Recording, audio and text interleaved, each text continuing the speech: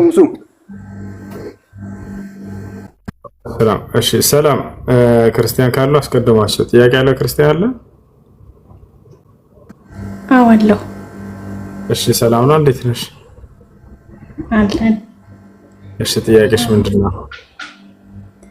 እሺ ጥያቄ ፍጥረታትን ማለት ፍጥረት ሲፈጠር በአንድ ጊዜ ነው ወይስ አንድ ቀን ሁለት ቀን እያለ ነው አላህ ሲፈጥር ማለት ነው?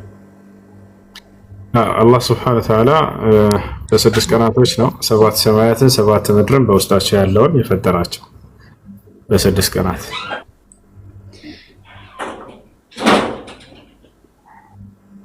እሺ በባለፈው ጠይቄ ነበረ ከመሐመድ በፊት ቁርአንን ማለቴ ከእስልምናን ያስተማረ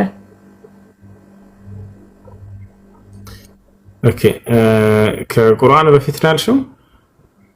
ቁርአንን ያስተማረ ከመሐመድ በፊት እኮ ቁርአን ሲባል ውስጥ ያለው አስተምህሮ ነው። እዚህ ያለውን አስተምህሮ ነብያቶች ሁሉ ያስተምሩት ነበር።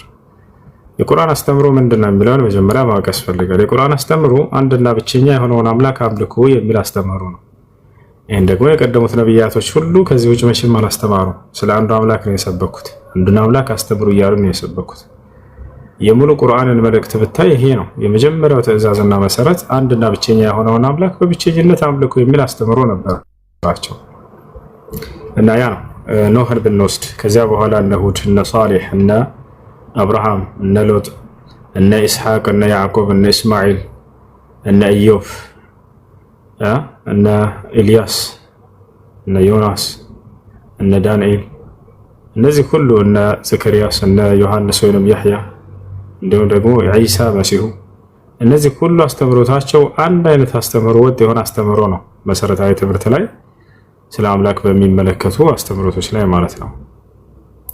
ወሻን ለምሳሌ ኑህን ብንወስድ ምን ይላል? ወለቀድ አርሰልና ኑሐን ኢላ ቀውሚሂ ፈቃለ ያ ቀውሚ ዕቡዱላህ ማ ለኩም ምን ኢላሂን ገይሩሁ አፈላ ተተቁን ይላል። በእርግጥም ኑህን ወደ ህዝቦቹ መልእክተኛ አድርጌ ልኬው ነበር ይላል አላህ። ለህዝቦቹ ምን አላቸው? ህዝቦች ሆይ አላህን በብቸኝነት ተገዙ፣ ከእርሱ ውጭ ሌላ ማንም አምላክ የላችሁም፣ ለመሆኑ እርሱን አትፈሩትምን አላቸው ይላል። ከዚያ በኋላ ሁድ የሚባል ነብይ ተነሳ። ይሄን ነብይ መጽሐፍ ቅዱስ አያውቀውም በነገራችን ላይ። እንዲሁም ደግሞ ከዚያ በኋላ ሷሊህ እነዚህን አያውቃቸው መጽሐፍ ቅዱስ። ነብዩ ሰለላሁ ዐለይሂ ወሰለም ሐዲስ ላይ አላህ በቁርአን ላይ የገለጻቸው ነብያቶች ናቸው። ለምሳሌ ማንን እናገኛለን? አሁን የጠቀስካቸው በሙሉ የሙስሊምነት ተከታዮች አይደሉም ማለት አይው። መጽሐፍ ቅዱስ የማያውቃቸው ነብያቶች ቁርአን ይጠቅሳል። ገብቶሃል አይደል? መጽሐፍ ቅዱስ የማያውቃቸው ነብያቶች እነዚያንም ነብያቶች አምላክ አላህ Subhanahu Wa Ta'ala ነው ባለፉት ነብያት ዘመን የገለጻቸው። እንደ አጠቃላይ ሁድ የሚባለው ነብይ ወደ ዓድ ነገድ የተላከ ነብይ ነው። አላህ በቁርአን ላይ ወኢላ ዓድን አኻሁም ሁዳ ይላል። ወደ ዓድ ነገዶችም ወንድማቸውን ሁድን ነብይ አድርጌ ላኩላቸው ይላል። ቃለ ያ ቀውሚ ዕቡዱላህ ማ ለኩም ምን ኢላሂን ገይሩሁ ምን ብሎ አስተማራቸው? ህዝቦች ሆይ አላህን በብቸኝነት ተገዙ፣ ከእርሱ ውጭ ሌላ ማንም አምላክ የላችሁም አላቸው ይላል። ከዚያ ቀጥሎ ሷሊህ የሚባለውን ነብይ መጽሐፍ ቅዱስ አያውቀውም። እዛ በኋላ ምን ይላል? ሷሊህ ወኢላ ሰሙድ አኻሁም ሷሊሃ ይላል አላህ። ወደ ሰሙድ ነገድም ሷሊህን ላኩላቸው እያለ ይናገራል። ቃለ ያ ቀውሚ ዕቡዱላህ ማ ለኩም ምን ኢላሂን ገይሩሁ ህዝቦች ሆይ አላህን በብቸኝነት ተገዙ፣ ከእርሱ ውጭ ሌላ ማንም አምላክ የላቸውም አላቸው ይላል። ከዚያ በኋላ ኢብራሂም ወይንም አብርሃም ተላከ። አብርሃምስ ምን አስተማረው ወደሚለው ስንመጣ ወኢብራሂም ኢዝ ቃለ ሊቀውሚሂ ዕቡዱላህ ወተቁህ ህዝቦች ሆይ አላህን በብቸኝነት ተገዙ፣ እርሱንም ብቻ ፍሩት አላቸው ይላል። ይህ ያዕቆብ መጣ። ከእነ ያዕቆብ እነ ኢስሐቅ መጡ። እነዚህ ሁሉ ነብያቶች ይህን የሰበኩት። ሙሴ ጋር ስትመጡ ወኢነ ረበኩም አርረሕማን ፈተቢዑኒ ወአጢዑ አምሪ ይላል ሃሩን ዓለይሂ ሰላም። ጌታችሁ አምላካችሁ አዛኝ አምላክ እርሱ አላህ ነው፣ እርሱን ብቻ ፍሩት እያለ ያዛቸዋል ማለት ነው። ልክ እንዲሁ ደግሞ ሙሳ ዓለይሂ ሰላም ኢነማ ኢላሁኩም አላህ አለ ሙሴ ህዝቦች ሆይ አምላካችሁ እርሱ አላህ ነው አላቸው ይላል። ከእርሱ በስተቀር ሌላ ማንም አምላክ የላችሁም አላቸው ይላል። ከዚያ በኋላ መሲሁ መጣ። መሲሁስ ምን አስተማረ ከተባለ ቃለ አልመሲሑ ያ በኒ እስራኤል አዕቡዱላህ ረቢ ወረበኩም። መሲሁ ምን አለ? ህዝቦች ሆይ ይቅርታ፣ የእናንተ የእስራኤል ልጆች ሆይ የኔንም የእናንተንም ጌታ የሆነውን አላህን በብቸኝነት ተገዙ አላቸው ይላል። ይሄ ነው የነቢያቶች የመጀመሪያው ትእዛዛት ሁሉ ፊተኛና መጀመሪያ የተባለው እርሱን ነው ያስተማሩት። ነብዩ መሐመድም ሰለላሁ ዐለይሂ ወሰለም የመጀመሪያ አስተምሯቸው እሱ ነበር። ለዚያውም ለ13 ዓመት ያክል ይሄንን የመጀመሪያውን ትእዛዝና መሰረት የነቢያትን ትምህርት እያስተማሩ ነው የቆዩት። በጣም ከባድ መስዋዕት ከፍለዋል። ይሄን የመጀመሪያውን ትእዛዝ ለማስተማር ገብታችኋል አይደል? በጣም ከባድ መስዋዕትን ከፍለዋል። ነብዩ ሰለላሁ ዐለይሂ ወሰለም ለ13 ዓመት ያክል መካ ላይ ይህን የነቢያትን የመጀመሪያውን ትእዛዝ እያስተማሩ አንዱን አምላክ አምልኩ እያሏቸው ማለት ነው። በዚያ ላይ ከነቢያችን ሰለላሁ ዐለይሂ ወሰለም ሲያስተምሩ ምን ይሉ ነበር? መጀመሪያ ላይ በህዝቦቻቸው መካከል ቆመው ያ ቀውም ቁሉ ላ ኢላሃ ኢለላህ ቱፍሊሑ ይሏቸው ነበር። ህዝቦቼ ሆይ ከአንዱ አምላክ በስተቀር በእውነት የሚመለክ ሌላ አምላክ የለም ብላችሁ መስክሩ ትድናላችሁ ይሏቸው ነበር። አያቸው አይደል? ፈዕለም አነሁ ላ ኢላሃ ኢለላህ ይህ ለነብዩ ሰለላሁ ዐለይሂ ወሰለም የመጣ ነው። ሙሐመድ ሆይ እወቅ የመጀመሪያው እውቀት ምንድነው? ከእርሱ ከአንዱ አምላክ ከአላህ በስተቀር በእውነት የሚመለክ ሌላ አምላክ የለም። ይሄን ነብዩ ሰለላሁ ዐለይሂ ወሰለም ሲያስተምሩ የነበሩት። ለዚህም በጣም ከባድ መስዋዕትን ከፈሉ። ህዝቦቻቸው የግድያ ሙከራ በጣም በርካታ ጊዜ ያደረጉባቸው። እያስተማሩ እያሉ አፈር ይረጩባቸው ነበር። ያን አፈር ነብያችን ሰለላሁ ዐለይሂ ወሰለም እያለበሷቸው ይረጩባቸው ነበር። አጀዐለ አልአሊሀተ ኢላሃ ዋሂዳ እያሉ እነዚህን ሁሉ የምናመልካቸውን አማልክቶች ጥሉ አንድ አምላክ ብቻ አምልኩ ይለናል፣ አንድ አምላክ ብቻ አደረገ እያሉ በጣም ብዙ ተቃውሞ ደርሶባቸዋል። አንዱን አምላክ አምልኩ እያሉ የነቢያትን አስተምህሮ በጫንቃቸው ላይ ተሸክመው ለትውልድ ሲያስተላልፉ ጊዜ እርሳቸው የአብርሃም የኢስሐቅ የያዕቆብን መንገድ ነው መታ ያስቀጠሉት፣ ሌላን አይደለም።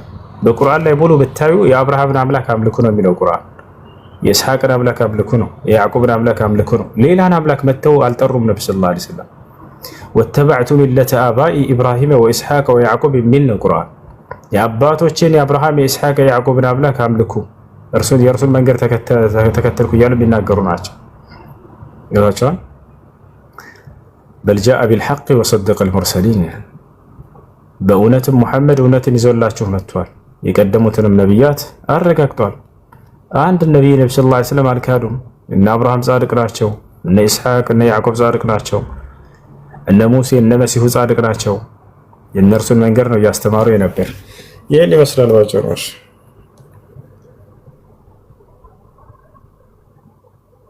እሺ ደግሞ ሌላ ጥያቄ፣ እንዴት መሐመድ እኛ መጽሐፍ ላይ ሊኖር አልቻለም? ሌሎቹ ነቢያቶች ሁሉም አሉ አይደለም? እናንተ ጋር ያሉት እኛ ጋር አሉ ማለት ነው። ግን መሐመድ እንዴት ሊኖር አልቻለም? ለምሳሌ ብሉይ ኪዳን ላይ የኢየሱስ ክርስቶስን ስም አናገኘውም አይደለ? ማን ነበር ስሙ? የኢየሱስ ክርስቶስን ስም ኢየሱስ የሚል ቃል ብሉይ ኪዳን ላይ በፍጹም አናገኘም። ስላልነበረ ነው ወይ? ነበረ፣ ተሰርዘው ነው። አላህ በእኛ ትንቢቶች ላይ ዳንኤል ባስቀመጠው ትንቢት ላይ እኛ ጋር የሚገርምሽ የመሲሁ ስም እንዳለ እናገኛለን። ስለ መሲሁና ስለ ነቢዩ ሰለላሁ ዐለይሂ ወሰለም ጽፎ ነበር። ነቢዩ ሙሐመድን እናገኛቸዋለን አናገኛቸውም? ልክ እንዲሁ ኢየሱስን እናገኛለን ወይ? አንዲት ቦታ ላይ ብሉይ ኪዳን ላይ ኢየሱስ ስሙ የለም። እያቸዋል። እነዚህ አይሁዲዎች በጣም ቀናተኛ ስለነበሩ አጥፍተውታል የነቢያቶችን ስም። የነቢያቶችን ስም ከነርሱ በኋላ እነዚህ ሁለት ታላላቅ ነቢያቶችን ክደዋቸዋል አይሁዲዎች። መሲሁንም ክደዋል፣ ነቢዩ ሙሐመድ ሰለላሁ ዐለይሂ ወሰለምንም ክደዋል፣ አንስተውታል ስማቸውን። ያ ማለት መሲሁ የለምና ኢየሱስ ስሙ የለምና ብሉይ ኪዳን ላይ አንቀበልም አላላቸው። ዘቻለ አይደል? ተቀብላቸዋል። ነብዩ ሰለላሁ ዐለይሂ ወሰለም ከዛሊክ ልክ እንዲሁ እነዚህ ሰዎች ስማቸውን ማጥፋታቸው አዲስ አይደለም። ይህን ከጊዜ ወደ ጊዜ ነው ያጠፉት። በነገራችን ላይ የአይሁድ ሊቃውንቶች በነብዩ ሙሐመድ ሰለላሁ ዐለይሂ ወሰለም ዘመን ትንቢተ ኢሳይያስ ምዕራፍ 42 ቁጥር 1 ላይ የነብዩ ሰለላሁ ዐለይሂ ወሰለም ስም እንደነበር ይናገራሉ። ማን? ከዕቡል አሕባር የተባለ ታላቅ የአይሁድ ሊቅ ነው። ትንቢተ ኢሳይያስ ምዕራፍ 42 ቁጥር 1 ላይ ያለውን እነሆ ደግፌ ያስኩት ባሪያዬ ስሙም አሕመድ የተባለ ብሎ ነበር ይሄ ጥቅስ ብሎ ይናገራል። ራሱ መጥቶ ይሄን ጥቅስ መሰረት አድርጎ ነው የሰለመው። ማን? ከዕቡል አሕባር የሚባለው ሊቅ ማለት ነው። ይወታቻል አይደል? እነሆ ደግፌ ያስኩት ባሪያዬ አሕመድ እያለ ተናግሯል። ልክ መሲሁ የስሙም አሕመድ የተባለ ነብይ ይመጣል ብሎ እንደተናገረው ማለት ነው። ይወታቻል። አንዴ ላሳያችሁ ይሄን የተናገረበት። ይህ ታላቅ የአይሁድ ሊቅ ነው። አሕመድ የሚል ስም ነበር እዚህ ጋር አንስተውበት ነው ስማቸው ብሎ ነብዩ ሰለላሁ ዐለይሂ ወሰለም በዘመናቸው አሕመድ ብሎ የተናገረበትን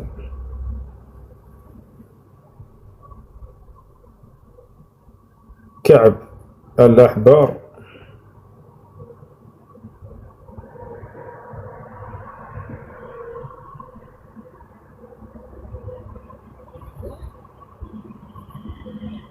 هذا عبدي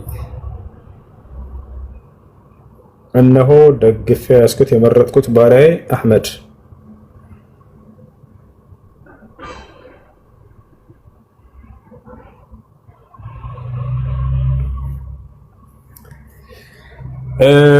بل هي جزء من الحديث القدسي شهير عن كعب عن الله سبحانه وتعالى. كعب التابعين جديد.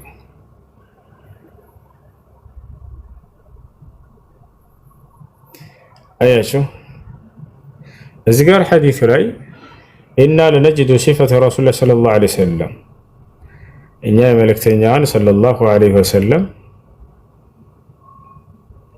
سمنا قنيا لنيلا እዚህ ቦታ ላይ ታገኛላችሁ።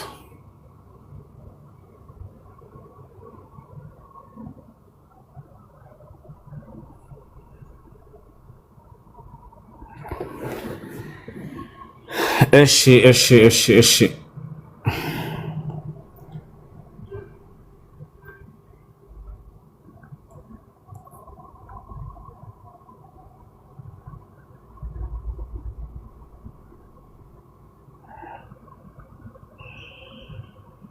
كعب الأحبار كعب الأحبار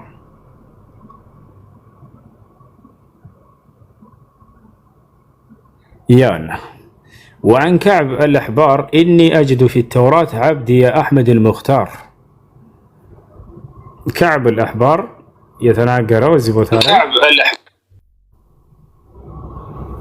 ولا أمرني أكير الله شو كعب الأحبار ታላቅ የአይሁድ ሊቅ ነው። በነቢዩ ሙሐመድ ሰለላሁ ዐለይሂ ወሰለም ዘመን የነበረ ልክ እርሳቸው በተላኩ ጊዜ ይህንን እነሆ የመረጥኩት ባሪያዬ ስሙም አሕመድ የተባለ የተመረጠው እያለ ይሄን በኦሪት ላይ እናገኛለን ብሎ ይናገር ነበረ። እስኪ እዚሁ ጋር ይሄን ቃል እንቀይረው። ያ እነዚህ ጋር ወስጃለሁ። ትርጉሙን እንመልከት። አሁን ላይ ይሄ ምንድነው የሚለው? እነሆ ደግፌ ያስኩት የመረጥኩት ባሪያዬ ብቻ ነው የሚለው። ስሙ ተነስቷል። ማን ነው ያ አካል? የለም፣ ስሙ አይታወቅም። ለምን አነሱት? ያና በከዕብ አልአሕባር እርሱ እንደዘገበው ማለት ነው በኦሪት ውስጥ አገኝ ነበር ብሎ አገኘሁ ብሎ ይናገራል። ከዕብ አልአሕባር ባሪያዬ አሕመድ አልሙኽታር፣ አልሙኽታር ማለት የተመረጠው ማለት ነው። አብዲ አሕመድ አልሙኽታር የተመረጠው ባሪያዬ አሕመድ የተመረጠው ባሪያዬ አሕመድ። ይሄንን ከዕብ አልአሕባር ይናገር ነበር። ይሄ ትገኛል ከተባለ ኢሳይያስ አንድ ላይ ታገኙታላችሁ። ኢሳይያስ ይቅርታ 42 ላይ ነው ላሳያችሁ የት እንደምታገኙት። እነሆ ደግፌ ያስኩት የመረጥኩት ባሪያዬ አሕመድ የሚል ቃል ነበር። አሕመድ የሚለውን ከዕብ አልአሕባር እስከነበረበት ጊዜ ድረስ በኦሪት ላይ ነበረ። ልክ ነቢያችን ሰለላሁ ዐለይሂ ወሰለም ከመጡ በኋላ እርሳቸው መሆናቸውን እንዳይታወቅ ስሙን አንስተውታል። አሁን ስም የለውም። የሚገርማቸው ስለ ታላቅ ነቢይ እየተናገረ ስሙን አንስተውታል። እነሆ ደግፌ ያስኩት ባሪያዬ ነው የሚለው። እነሆ ደግፌ ያስኩት ባሪያዬ አሕመድ ነበር የሚለው ታውቃላችሁ። ይሄን የመሰከረው ማን ነው? በነቢዩ ሙሐመድ ሰለላሁ ዐለይሂ ወሰለም ዘመን የነበረ ታላቅ አይሁድ ሊቅ ነው። እነሆ ደግፌ ያስኩት ባሪያዬ አሕመድ ነፍሴ ደስ የተሰኘችበት ምርጤ ይላል። በእርሱ ላይ መንፈሴን አድርጌያለሁ። ይሄ አምላክ አላህ ሱብሓነሁ ወተዓላ ቁርአንን መንፈሴን በአንተ ላይ አወረድኩልህ ብሎ ቃል በቃል በቁርአን ላይ ይናገራል። ገብታችኋል? ኑ ላሳያችሁ። ቁርአን ላይ እንዳለ እዚህ ጋር የተነገሩት ትንቢቶች ቆይ ላሳያችሁ። በእርሳቸው ላይ እንትን እንዳለ ቆይ ላሳያችሁ። ሱረቱ ሹራ ላይ በአንተ ላይ መንፈሴን አድርጌያለሁ እያለ ያውና እንደዚሁ ወደ አንተ ከትእዛዛችን ሲሆን መንፈስን አወረድን ይላል። አምላክ አላህ መንፈስን በእርሳቸው ላይ አወርዷል። መንፈሴን በአንተ ላይ አድርጋለሁ ብሏቸዋል አይደለ? መንፈሴን በአንተ ላይ አድርጋለሁ ይላል ቃል በቃል። መንፈሴን በአንተ ላይ አደረግኩኝ እያለ ቃል በቃል አላህ በቁርአን ላይ ይናገራል። እርሱም ለአሕዛብ ፍርድን ያወጣል አለ። ገብቶቻል አይደል? አሕዛብ የህዝብ ብዜት ነው። ህዝብ ሲሆን ጊዜ ለአንድ ወገን የተላከ መሆኑን የሚገልጽ ነው። አሕዛብ የአረበኛውን መጽሐፍ ቅዱስ ብታዩት ለትውልድ ሁሉ የሚላክና ለትውልድ ሁሉ ህግን የሚያወጣ ነብይ ተብሎ ነው የተገለጸው። ገብቶቻል አይደል? ለትውልድ ሁሉ የተላከው ለትውልድ ፍርድን የሚያወጣው ነብይ ማን ነው? ነብዩ ሰለላሁ ዐለይሂ ወሰለም ናቸው። አይጮህም፣ ቃሉንም አያነሳም፣ ድምፁንም በሜዳ አያሰማም ይላል። አሁን ቃል በቃል ይህን ሐዲስ ላይ ላሳያችሁ። ከዕብ የተናገረው ሐዲስ ላይ ቃል በቃል አይጮህም፣ ቃሉንም አያነሳም፣ ድምፁን አያሰማም የተባልከው አንተ ነህ ብሎ የመሰከረው አይሁድ ነው። ላሳያችሁ። ይህን ጥቅስ አንስቶ የአይሁድ የራሳቸው መጽሐፍ መሰረት አድርገው እስልምናን የተቀበሉ አይሁዶችን ነው የማሳያችሁ። አይጮህም፣ ቃሉንም አያነሳም፣ ድምፁን አያሰማም። በደንብ አድርጋችሁ ይሁት። ቃል በቃል ሐዲስ ላይ ላሳያችሁ። እሱ ነው ከዕቡል አሕባር ምን እንዳለ ተመልከቱ። ምን እንዳለ ላሳያችሁ።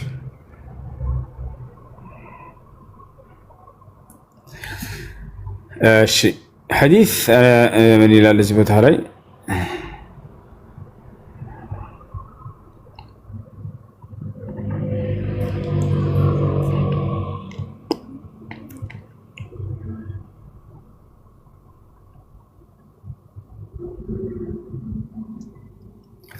يقول الله تعالى الشبان ጊዜ ከዕቡል አሕባር የተጋነ የተናገረ አንድ ላሳያችሁ።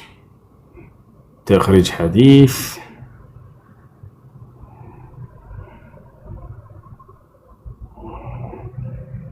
ليس فظا ولا سخابا في الأسواق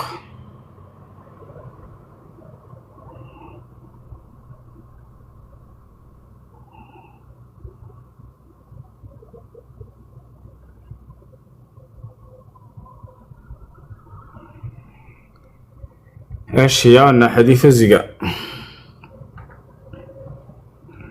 የነብያችን ሰለላሁ ዐለይሂ ወሰለም ባህሪ ምን እንደሆነ ምን ይላል? አይጮህም፣ ቃሉንም ድምፁን በሜዳ አያሰማም ይላል አይደለ? እዚህ ጋር የተጠቀሰው ነብይ ባህሪው ምንድነው? አይጮህም፣ ቃሉንም አያነሳም፣ ድምፁን በሜዳ አያሰማም ይላል። ምን ይላል? የአላህ መልእክተኛ ባህሪ በተመለከተ እናታችን አይሻ ትጠየቃለች። ባህሪያቸው ምን ነበር ተብላ ስትጠየቅ ጊዜ ምን አለች? እርሷ በገበያ ላይ ወይንም በአደባባይ ድምፁን ከፍ አድርጎ አያሰማም ነበር። ድምፁን ከፍ አድርጎ በአደባባይ የማያሰማ ነበር። እዚህ ቦታ ላይ ከዕቡል አሕባር ምን እንዳለ ደግሞ እንመልከት።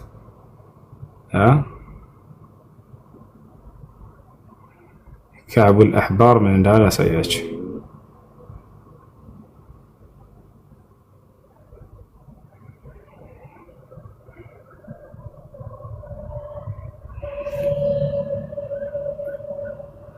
ከዕቡል አሕባር ምን እንዳለ ተመልከቱ። ቆይ አንዴ ላሳያችሁ። ከዕቡል አሕባር ኢና ነጅዱ ተውራት ኢና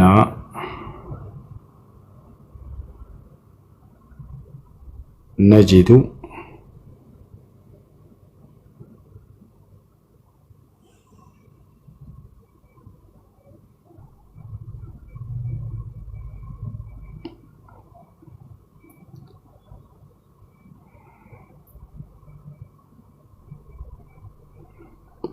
እሺ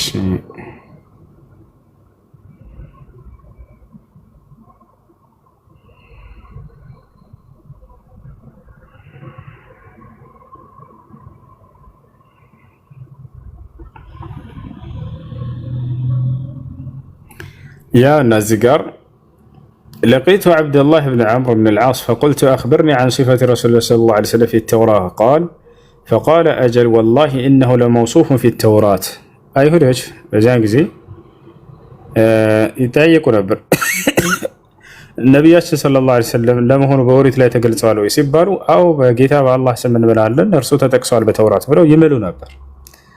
أجل والله إنه لموصوف في التوراة ببعض صفاته في القرآن يا أيها النبي أنت نبي هنا إنا أرسلناك شاهدا وبشرا ونذيرا وحرزا للأميين أياتشو أنت عبدي ورسولي سميتك المتوكل ليس بفظ ولا غليظ عبدي بلو قال بقال يترى بارعي ደግፌ ያስኩት የሚለው ሙተወኪል የሚለውን የሚተካ ቃል ነው። ሙተወኪል ማለት በአምላኩ ላይ የተደገፈ ባሪያው ተብሎ የተገለጸው እርሳቸው ናቸው። ያው ለይሰ ቢፈድን ወላ ገሊዝ ወላ ሰኻበን ፊል አስዋቅ በአደባባይ ድምፁንም የሚያነሳ አይደለም የሚለው ቃል ያውና እዚህ ጋር ወላ የድፈዑ ሰይአት ሰይአ ክፉን በክፉ የማይመልስ ነው ያ ነቢይ ወላኪን ያዕፉ ወየስፋሕ ወለን የቅቢደሁ ላሁ ተዓላ ሐታ ዩቂመ ቢሂ ልሚለት አልዐውጃ። ይሄ ደግሞ የትኛው ይተካል መሰላቸው? በምድርም ፍርድን እስኪያደርግ ድረስ ይበራል እንጂ አይጠፋም። ቃል በቃል ይሄ ቃል ያውና እዚህ ጋር በምድር ላይ ምን ይላል? ወለን የቅቢደሁ ላህ እርሱን አምላክ አያጠፋውም አይገድለውም ሐታ ዩቂመ ቢሂ ልሚለት አልዐውጃ የተጣመሙ መንገድን በእርሱ ቀጥ እስኪያደርግ ድረስ በፍጹም አምላክ አያጠፋውም። ቢአን የቁል ላኢላሃ ኢለላህ ወየፍተሑ ቢሃ አዕዩነን ዑምያ የታወሩ አይኖችንም ይከፍታል በእርሱ ወአዛነን ሱማ የተዘጉ ጆሮዎችንም ይከፍታል ወቁሉበን ጉልፋ ይሄ ደግሞ የታገኙታላችሁ እዛው ታች ወረድ ብሎ ማለት ነው። የተዘጉ ጆሮዎችን ይከፍታል ያው ቃል በቃል እውሮችንም በማያውቋት መንገድ ይመራቸዋል። ምን እያለ ይናገራል? ጨለማ ብርሃን ተማል ይሄን አውቃል ይናገራል እዚህ ቦታ ላይ። እሺ እዚህ ወደ አማርኛ ልቀይርላችሁ። ወደ አማርኛ እንቀይረው እስኪ። አብዱላህ ብን ዐምር ብን አልዓስ አገኘሁትና ስለ መልእክተኛው ሰለላሁ ዐለይሂ ወሰለም በተውራት ውስጥ ስላለው መገለጫ ንገረኝ አልኩት። አዎ በአላህ እምላለሁ በቁርአን ውስጥ ከተገለጸው መግለጫ ጋር በተውራት ውስጥ ተገልጿል ብለው ይመሰክሩ ነበር። አንተ ነቢይ በእርግጥ ምስክር፣ አብሳሪ፣ አስጠንቃቂ፣ ላልተማሩትም ጠባቂ አድርገን ልከነሃል ይላል። ኡምይን ወይንም ቅድም አህዛቦች ያለው እዚህ ጋር አረበኛው ቃል አህዛብ የሚለው ነው። ይሄ ኡምይ ብሎ የሚገልጸው አንተ ባሪያዬ መልእክተኛዬ ነህ ይለዋል። እነሆ ደግፌ ያስኩ ባሪያዬ የሚለው ተመልከተ። አንተ ባሪያዬ ብሎ ቀጥታ ቃል በቃል አምላክ ይጠራዋል ሙሐመድን ብለው ይመሰክሩ ነበር። መልእክተኛ ነህ አልሙተወኪል ብሎ ሰይሜሃለሁ ይላል። አልሙተወኪል ማለት በአምላኩ የተጠጋ ማለት ነው። ታውቃላችሁ አምላክ ደግፎ የያዘው ማለት ነው። ወደ አምላኩ በመጠጋቱ ምክንያት ደግፎ የያዘው ባሪያው እያሉ ይህን ይመሰክሩ ነበር። እሱ ጨካኝ ወይንም ሸካራ አይደለም። በገበያ ድምፁን አያሰማም። ምን ይላል እዚህ ጋር? በአደባባይ በከንቱ ድምፁን አያሰማም፣ አይጮህም፣ ቃሉንም አያነሳም፣ ድምፁንም በሜዳ አያሰማም ተብሎ ተገልጿል። ይህ ነው እንደ አጠቃላይ በደንብ እንድትረጂ ዘንድ እዚህ ወረድ ብሎ ምን ይላል? በምድርም ፍርድን እስኪያደርግ ድረስ ይበራል እንጂ አይጠፋም አለ። እስኪ በትክክል ተርጉሞት ከሆነ እዚህ ጋር እንመልከተው።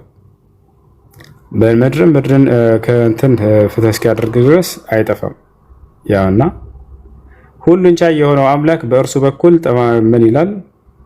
ክፉን በክፉን አይመልስም፣ ነገር ግን ይቅርና ሁሉን ቻይ የሆነው አምላክ በእርሱ በኩል ጠማማ ሃይማኖትን እስኪያጸና ድረስ አይወስደውም። ይታይሻል። ሁሉን ቻይ የሆነው አምላክ ጠማማ የሆነን ሃይማኖት እስኪያጸና ድረስ በእርሱ አማካኝነት አይወስደውም ይላል። አይሆንም፣ አይገለውም። ምን ይላል እዚህም ላይ? በምድር ፍርድን እስኪያደርግ ድረስ ይበራል እንጂ አይጠፋም። ያ ነብይ በቃ ያ ነው። በዚህም እግዚአብሔር ብሎ ተርጉሞታል። በስተቀር አምላክ የለም እስኪሉ ድረስ በዚህም እውር አይኖችን፣ የደነዘዙ ጆሮዎችን፣ የተሸፈኑ ልቦችን እስኪከፍት ድረስ ይላል። ይሄን ቃል በቃል ታች ጋር እናገኘዋለን። ያው እውር አይኖችንም መስማት የማይችሉ እነዚህን እስኪከፍት ድረስ እያለ ተናግሮላቸዋል ከታች ማለት ነው። እንዳጠቃላይ ይበልጥ እንድትረጂ ይህ የት ነው የሚፈጸመው ከተባለ ቀጥታ 10 ላይ እንሄዳለን። 11 ላይ ትሄጃለሽ። የት ነው የትንቢት የሚፈጸመው? 11 ላይ ይነግረናል። ምድረ በዳውና ከተሞቹ የቄዳር ሰዎች በሚቀመጡባቸው መንደሮች ድምፃቸውን ያንሱ፣ በሴላ የሚኖሩ እልል ይበሉ፣ በተራሮችም ራስ ላይ ሆነው ይጮሁ ይላል። እዚህ 2 ቦታ ጠቅሶልሻል። አንደኛ ቄዳር የሚባል ቦታ አለ፣ ሁለተኛ ሴላ የሚባል ቦታ አለ።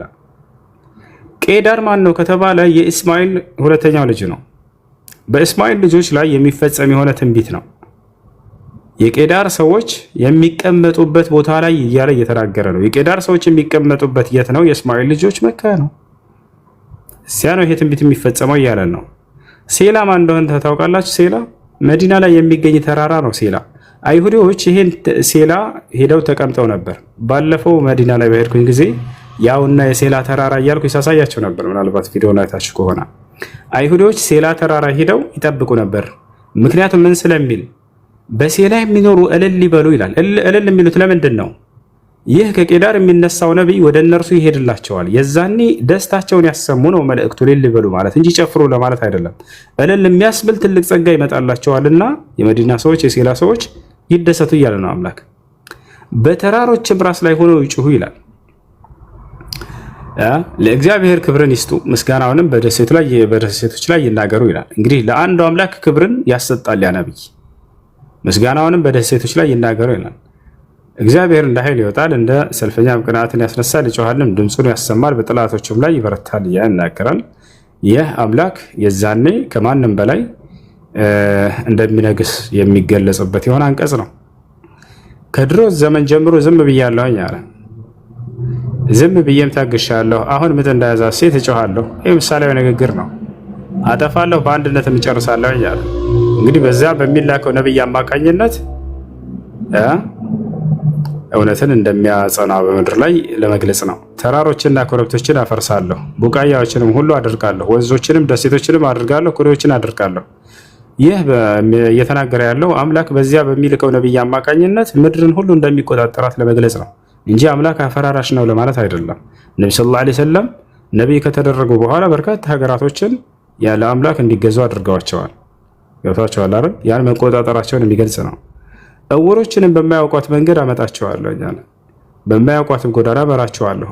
እዚህ ጋር እውሮች የተባሉት እነዚያ የአምላክ ትምህርት ያልደረሳቸውን ሰዎች ለማለት ነው። ገብቷቸዋል? እስከ ዛሬ ሲኖሩበት የነበረው የተሳሳተ መንገዱን ከዚያ ያወጣቸውና አዲስ መንገድን ይሰጣቸዋል። እንግዲህ ሶሐቦች በነብዩ ሰለላሁ ዐለይሂ ወሰለም ዘመን የነበሩ ሰዎች አብዛኛው ባዕድ አምልኮ ላይ ነበር። በማያውቋት የተባለችው ትክክለኛዋን መንገድ ያመጣና ይወስዳቸዋል አምላክ። በማን በኩል? በዚያ በሚላከው ነብይ በኩል ማለት ነው። እውሮችን በማያውቋት መንገድ አመጣቸዋለሁኝ አለ። በማያውቋት ጎዳና እመራቸዋለሁኝ አለ። ይመራቸዋል። በፊታቸውም ጨለማውን ብርሃን አድርጋለሁኝ አለ። ያ ጨለማ የነበረው መንገድ ሰሃቦች ብርሃንን ያገኛሉ በእርሱ በኩል፣ በዚያ በነብዩ በኩል። ጠማማውንም አቀናለሁኝ አለ። በዚያ በነብዩ በኩል ጠማማውን ያቀናል። ይህን አደርገላቸዋለሁ አልተዋቸውም አለ። ያ ሰላም። አሁን እዚህ ቦታ ላይ በደንብ አስተውሉ። በተቀረጹት ምስሎች የሚታመኑ ቀልጠውም የተሰሩት ምስሎችን አምላኮቻችን ናቸው የሚሉ ወደኋላ ይመለሳሉ፣ ፈጽመው ያፍራሉ አለ። ይህ የሆነው የት ነው? ያጀማ በፈጠራቸው ቁረይሽ ላይ ሆኖ መካ ላይ። ይህ ኢየሱስ ክርስቶስን ነው ከተባለ ይህ ትንቢት የተነገረው አይሁዳውያን ለተቀረጸ ጣዖት አይሰግዱም። ታውቃላችሁ? እስካሁንም ድረስ ለተቀረጸ ጣዖት አይሰግዱም። ይህ ነቢይ የሚሄደው ግን የሚነሳው ጣዖትን የተቀረጸ ጣዖትን በሚያመልኩ ሰዎች መካከል የሚነሳ ነቢይ ነው። አያችሁ? ይህ የት ነው የሆነው ከተባለ ነብዩ ሰለላሁ ዐለይሂ ወሰለም በነበሩበት በመካ ምድር ላይ 360 ጣዖት ተቀርጾ ይመለክ ነበር። ሰዎች ባዕድ አምልኮ ላይ ነበሩ አብዛኛው ሰው።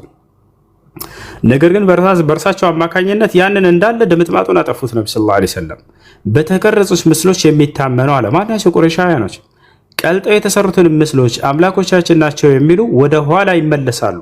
እንዳለ እነዚያ ቁረይሾች ሁሉ ወደ ኋላ ተመለሱ፣ ፈጽመው ያፍራሉ አለ። አፍረዋል። ሲያመልኩ የነበሩ ጠፍተዋል። እናንተ ደንቆሮች ስሙ፣ እናንተ ዕውሮች ታዩ ዘንድ ተመልከቱ አለ። እንግዲህ ደንቆሮ የሚላቸው የሚነገረውን እውነት ባለመስማታቸው እንጂ የሰደዋሻ አይደለም። እናንተ ዕውሮች ታዩ ዘንድ ተመልከቱ ይላቸዋል። ምክንያቱም እውነትን ከማየት በሐሰት በማየት ታውረዋልና አይናቸው። ለዚያ ነው እያናገራቸው ያለ። ከባሪያ በቀር ዕውር ማን ነው እያለ ይናገራል። እንደምልከው መልእክተኛስ በቀር ደንቆሮ ማን ነው? እንደ ፍጹም ወይስ እንደ እግዚአብሔር ባሪያ ዕውር ማን ነው? ብዙ ነገርን ታያላችሁ፣ ነገር ግን አትጠባበቁትም። ጆሮአችሁም ከፍተዋል፣ ነገር ግን አትሰሙትም። እግዚአብሔር ስለ ጽድቁ ሕጉን ታላቅ ያደርጋል፣ ያከብር ዘንድ ወደደ። ይህ ግን የተበዘበዘና የተዘረፈ ሕዝብ ነው። ሁላችሁ በዋሻ ውስጥ ይህ እየተናገረ ያለ ነው። ስለ አይሁዳውያን ስላሉበት ሁኔታቸው የሚገልጽ ነው። እንዳጠቃላይ እዚህ ቦታ ላይ ቃል በቃል እንዳያችሁት ከዕቡል አሕባር ምን ብሎ ይናገራል? እነሆ ደግፌ የያዝኩት ባሪያዬ ብሎ ማን ነው? የአካል ስሙን አጥፍተውታል አይሁዲዎች። መጀመሪያ ልታስተውሉ የሚገባው ነገር እነሆ ደግፌ የያዝኩት ባሪያዬ ካለ በኋላ ማን እንደሆነ ስሙ ጠፍቷል። በአንዳንድ ትርጓሜዎች ላይ ያዕቆብ ብሎ አስቀምጠዋል። የሚገርማችሁ በአንዳንድ ትርጓሜዎች ላይ እነሆ ደግፌ የያዝኩት ባሪያዬ ያዕቆብ ብሎ አስቀምጠዋል። ማናቸው? ይሄንን አይሁዳውያኖች። አዲስ ኪዳኖች ደግሞ አይ ለኢየሱስ ክርስቶስ ነው ብለው አስቀምጠዋል። እነሆ ደግፌ ያዝኩት ባሪያዬ ያለው ኢየሱስን ነው ብለው እነ ማቴዎስ ምናምን ይሄን ትንቢት ለኢየሱስ አድርገውታል። ገብቷችኋል አይደል?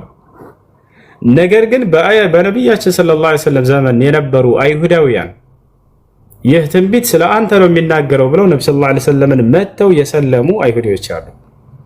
ቃል በቃል እንዳውም ቅድም እንዳሳየዋችሁ እነሆ ደግፌ ያዝኩት ባሪያዬ አህመድ የሚል ቃል ነበር ብሎ አይሁዲው መጥቶ መስክሯል። ማን? ከዕቡል አሕባር የተባለው ታላቁ የአይሁድ ሊቅ እየተናገረም ያለው አውዱን ወደታች ስታነቡት የቄዳር ልጆች ላይ የሚፈጸም የሆነ ትንቢት ነው። ገብታችኋል አይደል? በኢሳይያስ ላይ የተነገረው ትንቢት በቄዳር ላይ የሚፈጸም ነው። ይሄን የግብፅ ኦርቶዶክስ አባ ተክለ ሃይማኖት ዌብሳይት የሚል ዌብሳይት አለ። የግብጾች ብሉይ ኪዳንም አዲስ ኪዳን የሚገኝበት እዚያ ላይ ላሳያችሁ። ስለ ቄዳር ኢሳይያስ ላይ የተነገረው ስለ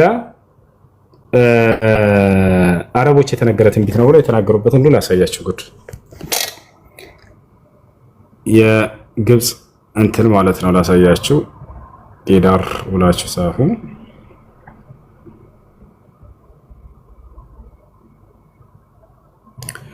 ያው እና እዚህ ጋር ወደ አማርኛ ይቀይርላችኋል። ቄዳር ይሄ አባ ተክለ ሃይማኖት ዌብሳይት ይላል። መውቂዕ አምባ ተክለ ይላል። ይታያቸዋል እዚህ ቦታ ላይ በኢትዮጵያው ቅዱስ አባ ተክለ ሃይማኖት ብለው ሰይመውት ነው። የግብፅ ኦርቶዶክሶች ናቸው። የመጽሐፍ ቅዱስ መዝገበ ቃላት ይላል። አሁን ስለ ቄዳር ሊነግራቸው ነው። ቄዳር ቅድም ቄዳር ላይ እንደሚፈጸም ያ ትንቢት ነግሯቸዋል አይደል? ኢሳይያስ 42 ማናቸው ቄዳር የሚለውን ከመጀመሪያው ጀምሮ ይነግራቸዋል። ያው ቄዳር የአብርሃም ልጅ እስማኤል ሁለተኛ ልጅ ስም ነበር ይላል። ቄዳር የማን ስም ነው? የአብርሃም ልጅ የእስማኤል ሁለተኛ ልጅ ስሙ ነው። የት እናገኛለን ማስረጃ ብሎ አስቀመጠልን። ዘፍጥረት 25:13 ላይ ታገኛላችሁ። ቄዳር የእስማኤል ልጅ እንደሆነ እያለን ነው። እስኪ እንመልከታት። ዘፍጥረት ስንት ነው ያለን? ዘፍጥረት ስንት ነው? ዘፍጥረት 25:13 ላይ ዘፍጥረት የት ጋር እንገባን? ዘፍጥረት 25:13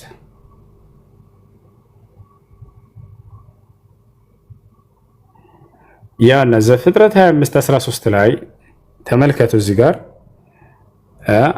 የእስማኤል የልጆቹ ስም በየስማቸውና በየትውልዳቸው እንዲህ ነው። የእስማኤል የበኩር ልጁ ነባዮት። ከዛ ምን ይላል? ቄዳር ይላል። ይታያቸዋል። ቄዳር የእስማኤል ልጅ ነው። ኢሳይያስ 42 እየተናገረ ያለው ከእስማኤል ልጆች መካከል በአንዱ ልጅ ላይ የሚፈጸም ትንቢት እንጂ ሌላ አይደለም። ምክንያቱም ኢሳይያስ 42 ላይ ምን ይላል? ቄዳር እያለ ይናገራል። ቄዳሮች የሚቀመጡበት ቦታ ላይ የሚፈጸም ትንቢት ነው ያ። ስለዚህ የእስማኤል ሁለተኛ ልጁ ስም ነበር ዘፍጥረት ላይ ተቀምጧል እያለ ይናገራል። ታዲያ ይህ ቄዳር ምንድን ነው ከተባለ ምን ይላል ቀጥሎ? ምድራቸው ቄዳር ተብሎ የሚጠራ ነበረ። የነበረበት በጣም ታዋቂ ነው። የአረብ ነገዶች ቅድመ አያት ነበር ቄዳር። ተመልከቱ። አያችሁ አይደለ? ይሄ ቁርአን አይደለም የመጽሐፍ ቅዱስ መብራሪያ። የአረብ ነገዶች ቅድመ አያት ነበር እርሱ። እታቸዋን ወረድ ብሎ ይናገራል። የአረብ ነገዶች ቅድመ አያት ነበር። ኢሳይያስ ላይ የተነገረው ትንቢት ስለ አረቦች እንደሆነ እዚያው ላይ ወርዶ ይናገራል። የራሳቸው ማብራሪያ ተመልከቱ። ምን ይላል እዚህ ቦታ ላይ? ኢሳይያስ ስለ ቄዳራውያን እየተናገረ ኢሳይያስ የእግዚአብሔርን መንግስት ከሚደሰቱ መካከል እንደሚሆኑ ትንቢት ተንብዮላቸዋል እያለ ይናገራል። ኢሳይያስ የእግዚአብሔርን መንግስት ወደፊት ከሚደሰቱ ብሔራት መካከል እንደሚሆኑ ይተነብያል። አያቸው አይደለ? ኢሳይያስ የተናገረው ስለ ቄዳራውያን ነው። ወደፊት የእግዚአብሔር መንግስት የሚደሰቱ እንደሆኑ የት ጋር ነው ትንቢቱን የተናገረው ታዲያ? ኢሳይያስ 42 ላይ ያለው ያው ቃል በቃል እዚሁ ጋር ኢሳይያስ የተናገረው 42:11 ላይ ስለ እነዚህ ከአረቦች ጎሳ የሚወጣው ከሆነው ስለ ቄዳራውያን ነው። ያው ኢሳይያስ 42 ላይ ራሱን አመጣ። ገብታችኋል አይደል? ይህ ነው። ይህ ቄዳር ማን ነው ታዲያ? እንደዚህ እንደ መጽሐፍ ቅዱስ ማብራሪያ የሚገርማቸው አሁን ደግሞ የሚገርም ነገር ላሳያቸው ነው። ይህ ቄዳር ምንድነው? የቁረይሾች አባት ነው። ቁረይሽ የነብዩ ሰለላሁ ዐለይሂ ወሰለም የዘር ሐረግ ነው። ገብታችኋል አይደል? የነብዩ ሰለላሁ ዐለይሂ ወሰለም ጎሳ ነው። አሁን ቄዳር የቁረይሾች አባት እንደሆነ ላሳያቸው ነው። ቁረይሽ የነብዩ ሰለላሁ ዐለይሂ ወሰለም ዘር እንትን ነው። ቆይ ላሳያቸው። አሁን የት ትሄዳላችሁ? ይሄን መጽሐፍ ቅዱስ ማብራሪያ ቀጥታ እንግባ። የት እንገባለን? አሁን በደንብ ተመልከቱ። ዘፍጥረት 25:13 ይታያቸዋል። የእስማኤል ልጆች ስም በየስማቸው በየትውልዳቸው እንዲህ ነው። የመጀመሪያው ምን ይላል? ቄዳር ብሎ አስቀምጦታል አይደል? ቄዳር ማን ነው የሚለውን እዚህ አንቶኒዮስ ፍቅሬ የሚባል ታላቅ ቄስ አለ። እርሱ ሲፈታ እንመልከተው። እዚህ ጋር ከኦሪት ዘፍጥረት እስከ ራዕይ ድረስ የምታገኙበት ቦታ ነው። እዚህ ጋር ትገባላችሁ። ያው አልኪታቡል ሙቀደስ መጽሐፍ ቅዱስ ትገባላችሁ። መጽሐፍ ቅዱስ ብሉይ ኪዳን አዲስ ኪዳን ይታያቸዋል አይደል? ክርስቲያኖች ተከታተሉ። እዚህ ጋር የት ጋር ነው የሚገኘው? የቀደሙ ጥቅስ ኢሳይያስ ላይ ያለው ብሉይ ኪዳን ላይ እንገባለን። ብሉይ ኪዳን ላይ ከመጀመሪያው ጀምሮ ያው እዚህ ከዘፍጥረት ጀምሮ አለላችሁ። የት እንገባለን እኛ? ኢሳይያስ ላይ እንገባለን ማለት ነው። መዝሙረ ዳዊት ላይ እሺ፣ ኢሳይያስ የት ነው? ኢሳይያስ፣ ኤርምያስ። እሺ፣ የኢሳይያስ መጽሐፍ ይላል። ኢሳይያስ ስንት ላይ ነበረ? 25 13 አይደለ? ኢሳይያስ 25 ያውና እዚህ ጋር ገብተናል። 25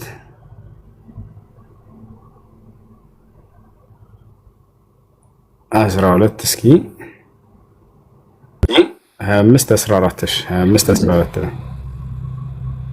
ዘፍጥረት ነው እሱ እንዴ? ኦኬ ዘፍጥረት ነው ለካ። ኢሳይያስ አድርጌዋለሁ ታውቃላችሁ። ዘፍጥረት 25 14 ስለ ቄዳር የሚናገረውን እንመልከት። አንዴ ልመልሰው።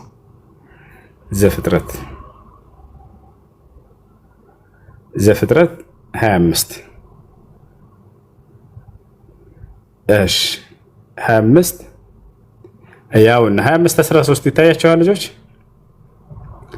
የእስማኤል ልጆች ስም እንደ ትውልዳቸው በየስማቸው የተዘረዘረ ነው። የእስማኤል የበኩር ልጅ ነባዮት፣ ከዛ ቄዳር ይላል። አሁን የት ትገባላችሁ? ይሄንን ትርጓሜ ላይ ያውና ኮሜንተሪ ላይ ልገባላችሁ ነው። ቄዳር ማን ነው? የቁረይሾች አባት እንደሆነ ላሳያችሁ ነው። ያውና ቄዳር እዚህ ጋር ትርጓሜዎች አለ። ያዕቆብ ማላቴ፣ አንቶኒዮስ ፍቅሬ እንዲሁም የሰጡት አለ። እዚህ ቦታ ላይ እንገባለን። ለመሆኑ የማን አባት ነው? የማን አባት ነው? እዚህ ወረድ ብለን እንመልከተው። ቄዳር ማን ነው?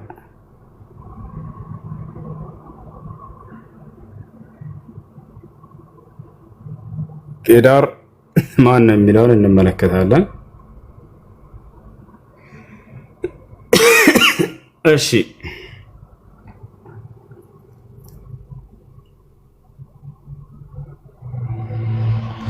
11 12 13 14 ላይ እስኪ እንመልከት።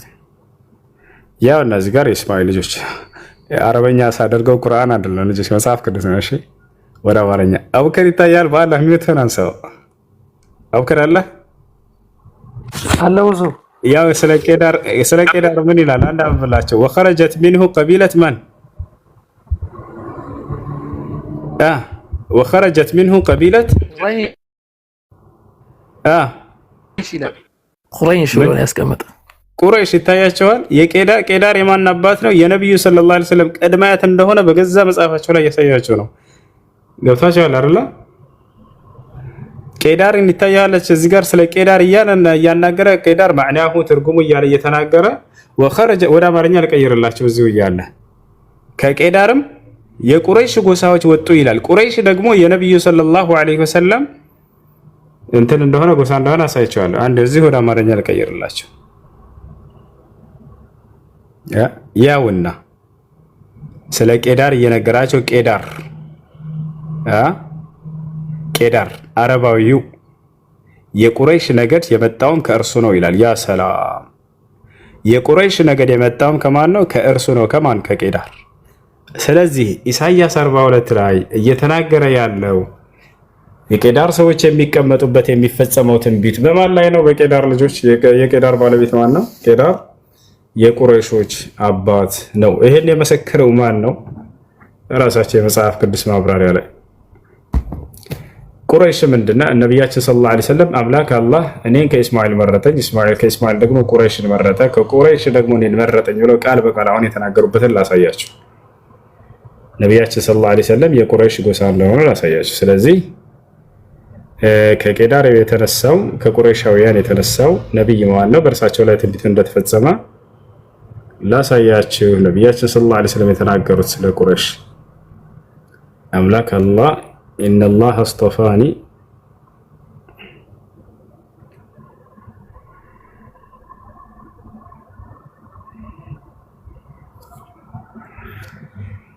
አሁን እዚህ ጋር ተመልከች። አላህ አሉ ነቢ ሰለላሁ ዐለይሂ ወሰለም ከአብርሃም ዘሮች እስማኤልን መረጠ። ከእስማኤል ዘሮችም እያሉ ማንን ይጠቅሳሉ? ይታይሻል፣ የቀደሙ ማለት ነው። እዛው አላህ አብርሃምን መረጠ፣ ከአብርሃም እስማኤልን መረጠ፣ ከእስማኤል ደግሞ ብሎ ማንን መረጠ? ቁረይሽን መረጠ። ከቁረይሽ ማንን መረጠ? እኔን መረጠኝ አሉ። ያው መረጠኝ አምላክ አላህ ሱብሓነሁ ወተዓላ አብርሃምን መርጦ ከዚያ በኋላ እስማኤልን መረጠ። ከዚያ በኋላ ከቁረይሽ ነገድ እኔን መረጠኝ ብለው ተናገሩ። ነቢያችን ሰለላሁ ዐለይሂ ወሰለምን ለማለት ነው ኢሳይያስ 42 እየተናገረ ያለው ከሌላ ከማንም አይደለም። ምክንያቱም እዚያው ቦታውን ይናገራል።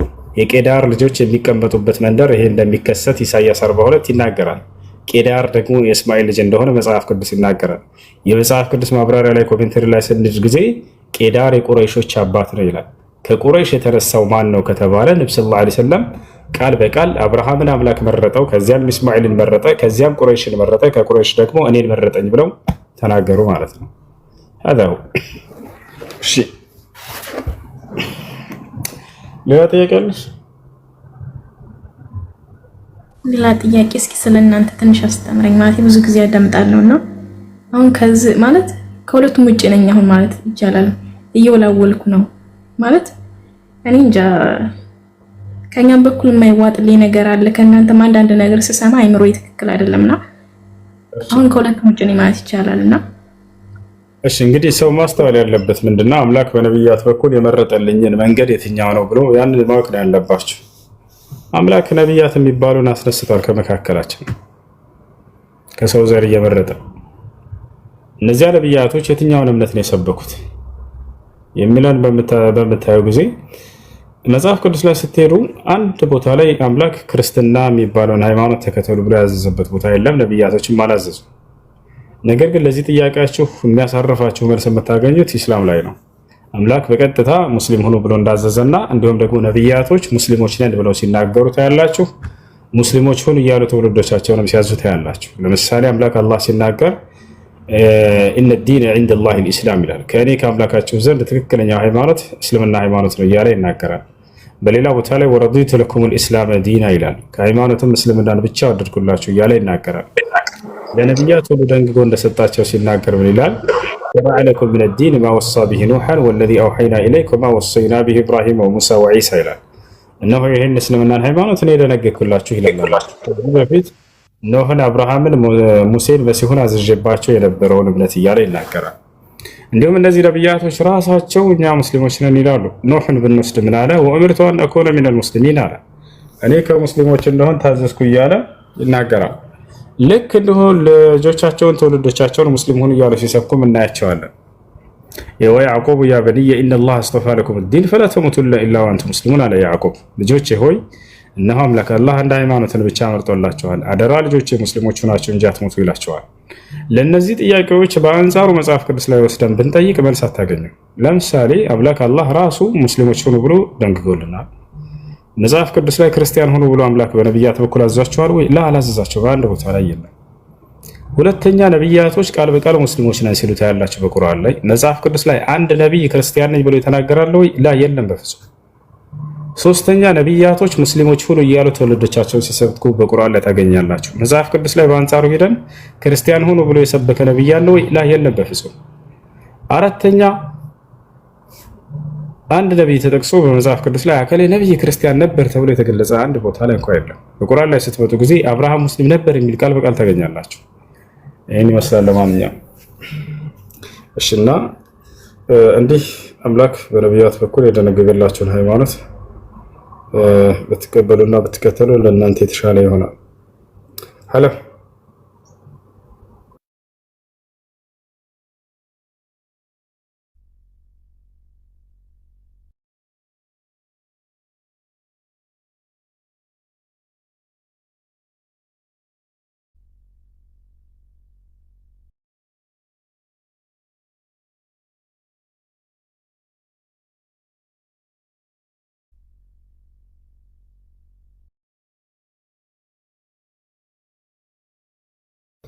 እሺ ገልተው ቀይሱ ገልቶ ቀይሶ ከላይ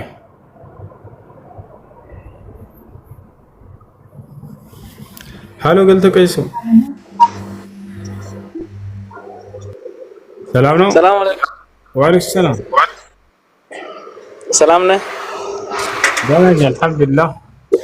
ጥያቄ ነበረኝ። ምን ይላል? አንድ የክርስቲያን ጓደኛ ነበርና ደህና ነው። ጥያቄ ጠይቆኝ ነበረ። ጥያቄ ምንድን ነው? ነቢይ ሙሳ አለይሂ ሰላም መጽሐፍ ቅዱስ ላይ የሞቱበት ሞቶ ነው አድርጓል ወይ ከሞታ በኋላ ነው አድርጓል? መጽሐፍ ቅዱስ ላይ አንብቤ አጥቻለሁ በእናንተ መጽሐፍ ካለ ምናምን ብሎ ጠይቆኝ ነበረ። ከእናንተ መጽሐፍ ካለ አለ ወይ ብሎ ጠይቆኝ ነበረ። ምን ከመጀመሪያው ነቢይ ሙሳ አለይሂ ሰላም ሞቶ ነው ያደረጉት ወይ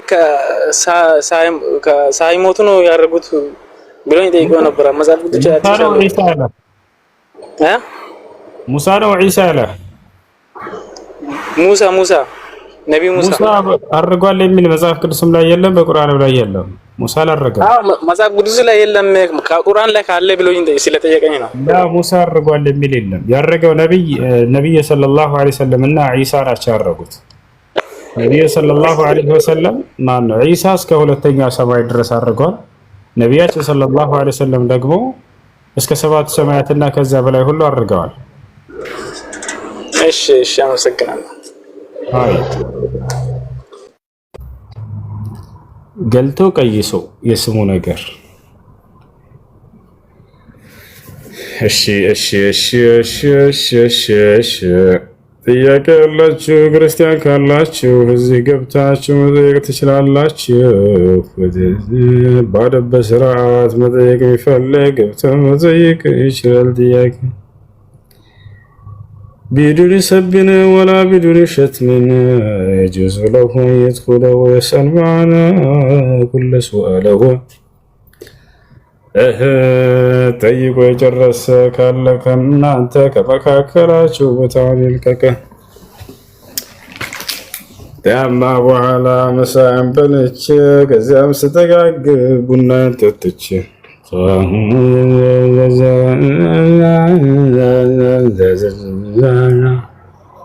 እሺ ጥያቄ አላችሁ? ሰላም እና አሁን ለምሳሌ ማለት ነው እኔ ብሰልም ተግባሮችን ባልተገብራቸውስ ማለት ስለማይመቸኝ ማለት ነው ምን ችግር አለው? ማለት ስለማይመቸኝ ማድረግ አልችልም። ምን የሚከብድ ነገር አይደለም። አሁን ሰይጣን ከብድሻል ብሎ በስተሽል ብሎሽ ሊሆን ይችላል። ነገር ግን የሚከብድ ነገር አይደለም። በጣም ቀላል ነው። አምላክ አላህ ለፍጥረታቶቹ ቀላል የሆነ የአምልኮ ስርዓት ነው ያዘዛቸው። ገብቶሻል? ለምሳሌ መጀመሪያው ሶላት መስገድ ነው። ላመንሹና ለመሰከርሽው ለአንዱ አምላክ መስገድ የሚል ነው። በቀን 5 ጊዜ ብቻ ነው ሰው የሚሰግደው። ገብቶሻል? ከጓደኞችሽ ሙስሊም ጓደኞች ይኖራሉ፣ ከነሱ ትማሪያለሽ፣ ወይም ደግሞ ከዚህ እናገናኝሻለን ልጆች እነሱ ያስተምሩሻል። ከዚያ ትሰግጃለሽ። በጣም ቀላል ነው። አምላክ አላህ ሱብሓነሁ ወተዓላ ወማ ጀዐለ ዐለይኩም ፊዲን ሚን ሐረጅ ይላል። በዚህ በሃይማኖታቸው ላይ ከባድ ነገር አላደረኩባቸውም፣ በጣም ቀላል ነው እያለ ይናገራል። ይበልጥ ስትሰግዱ ጊዜ ደግሞ ስሜቱን ታገኙታላችሁ። ለአንዱ አምላክ መስገድ እኮ ትልቅ ጸጋ ነው ያ ጀማ። ሰዎች ለፍጥረታት እየሰገዱ በዚህ ዓለም ላይ ለስንቱ ይሰገዳል። እናንተ አብርሃም፣ ይስሐቅ፣ ያዕቆብ፣ መሲሁ ማርያም ሲሰግዱለት ለነበረው ለዚያ ለአንዱ አምላክ መስገድ እኮ ትልቅ መመረጥና ትልቅ እድለኝነት እኮ ነው። ነቢያችን ሰለላሁ ዐለይሂ ወሰለም እስከ ህይወታቸው ፍጻሜ ድረስ የሌሊት ሶላት ይሰግዱ ነበር በደስታ። ወጁዒለት ቁረተ ዐይኒ ፊ ሶላት አሉ። የአይኔ ማረፊያ ደስታዬ በሶላት ውስጥ ተደርጋልኛለች አሉ። ሪሕና ቢሃ ያ ቢላል ይላሉ። ቢላል ሆይ እስኪ አዛን አድርግና በሶላት አሳርፈን ይላሉ። እረፍታቸውን የሚያገኙት ሶላት ውስጥ ነበር። ነቢያቶች ደስታቸውን የሚያገኙት በሶላት ውስጥ ነበር። አስባችሁታል? የአላህ ስብሐነሁ ወተዓላ ትልቅ ጸጋ እኮ ነው። ነብዩ ሰለላሁ ዐለይሂ ወሰለም የነቢያት መንገድ በጠፋበት ዘመን እርሳቸውን አስነስቶ መላኩ። እርሳቸው ባይመጡ ዛሬ የምድር ሰው ምን እያመለከ ነበር? በቃ ፍጥረታትን እያመለከ እየቆየ ነበር። ወላሂ ፍጥረታትን እያመለከ እየቆየ ነበር እስከ ዛሬ ድረስ ማለት ነው። ነገር ግን አምላክ አላህ ሱብሓነሁ ወተዓላ እርሳቸውን አስነሳ። ዳግም የአብርሃም የይስሐቅ ያዕቆብን መንገድ ስበክ አላቸው። ለዚህም በጣም ከባድ መስዋዕት ከፈሉ። ወላሂ በጣም ከባድ መስዋዕትን ከፍለዋል። ሰዎች ያደሟቸዋል፣ ያቆስሏቸዋል፣ እየዞሩ ይጸልዩላቸው ነበር። የኡሁድ ጦርነት ጊዜ ነቢያችን ሰለላሁ ዐለይሂ ወሰለም ያደሟቸው፣ አቆሰሏቸው ከአዲያኖች። አላሁመ እግፊር ሊቀውሚ ፈኢነሁ ላ ያዕለሙን አሉላቸው። አምላክ ያላህ ሆይ የሚያደርጉትን አያውቁምና ይቅር በላቸው ብለው ተናገሩ። ይህን ቃል ከየት ያመጡት? ነቢ ሰለላሁ ዐለይሂ ወሰለም ለመሆኑ አንብበው ነው ሄደው ኢየሱስ ክርስቶስ መጽሐፍ ቅዱስ የተናገረውን ላይ አያነቡም ነበር። ግን የነብያት መንገድ ላይ መሆናቸው እንዳላ ንግግራቸውና አስተምሯቸው ሁሉ ነብያቶች አንድ አይነት ሆኖ ታገኛላችሁ። አላሁመ እግፊር ሊቀውሚ ፈኢነሁም ላ ያዕለሙን። ህዝቦቻቸው አዛብ አደረጓቸው ጊዜ አምላክ ያላህ ሆይ የሚያደርጉትን አያውቁምና ይቅር በላቸው ህዝቦችን ብለው ይጸልዩላቸው። እርሳቸው ብቻ ሳይሆኑ የቀደሙት ነብያት ሁሉ ይሄን ይሉ ነበር። ለህዝቦቻቸው ይጸልዩላቸው ነበር፣ እያደሟቸው እያቆሰላቸው እና ስለዚህ ይሄ መስገድ የሚለው ነገር ቀላል ነው። ቀስ በቀስ ደግሞ እስልምናን እየተማርሽ የሚያዝሽን በመፈጸም የሚከለክሽን በቻልሽው አቅም በመራቅ መኖር ነው። ስለዚህ ይሄ ነው መልሱ።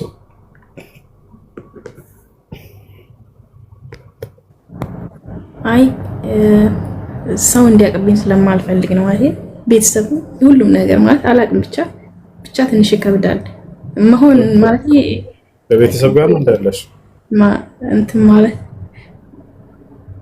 በቤተሰብ ጋር ነሽ ወይስ ስራ ቦታ ነሽ? ስራ ቦታ ሆኜ የአክስት ልጅ አብራኛለች እና ሳውራ ራሷን ስጠይቅ ውጭ ላይ እየወጣሁ ነው ማለት እንደዛ በል ለቤተሰብም ያው ትንትልብኛለች ብቻ የሆነ ይከብዳል። ተደብቃቸው አምልኮ የምትሰሩበት መንገድ ማድረግ ወይንም ደግሞ ጠንካራ ሆኖ እዚህ ዓለም ላይ ከባድ መስዋዕት ብትከፍሉ ብትቀበሉ እድለኞች ናቸው። በነገራችን ላይ ነቢያቶች ያን ሁሉ መስዋዕት ተቀብለዋል። ታውቃላችሁ፣ በጣም በከባድ መስዋዕትን ከፍለዋል። በዚህ ነገር ላይ እያንዳንዷ የምትከፍሏት መስዋዕታችሁ ከነቢያቶች ጋር እኩል የሚያደርጋቸው ነው። እሺ ትጂ ምንድነው ጥያቄሽ? እሺ አይዋለሁ እንጠይቅ እና ስለዚህ ይሄ መመረጥ ነው። ነቢያቶች በነበሩበት መንገድ ላይ ሆናችሁ አይደለም ለዚህ ሰው ለፖለቲካ እየተባለ እየተገረፈ እየተገደለ ነው አይደል?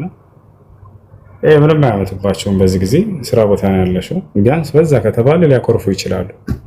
ያንንም በአደባባይ መናገር አይጠበቅብሽም። ለነርሱ ደርሶ በድብቅ ሆነሽ አላህን ማምለክ ትችላለሽ። አልሐምዱሊላህ አላህ ለሰዎች ካላሳወቃችሁ እስልምናችሁን አልቀበላችሁም የሚል አምላክ አይደለም። በእናንተና በአላህ መካከል ማንም ሰው ሳያውቅ እርሱን ተገዝታችሁ መሞት ትችላላችሁ። ይሄ ነው ያለው ነገር እና ወስነሽ ከሆነ ሸሃዳ ያዢ። ስለ እስልምና ትምህርት እህቶች እዚህ እነ ዛህራ ያስተምሩሻል፣ ያገኙሻል፣ ያግዙሻል።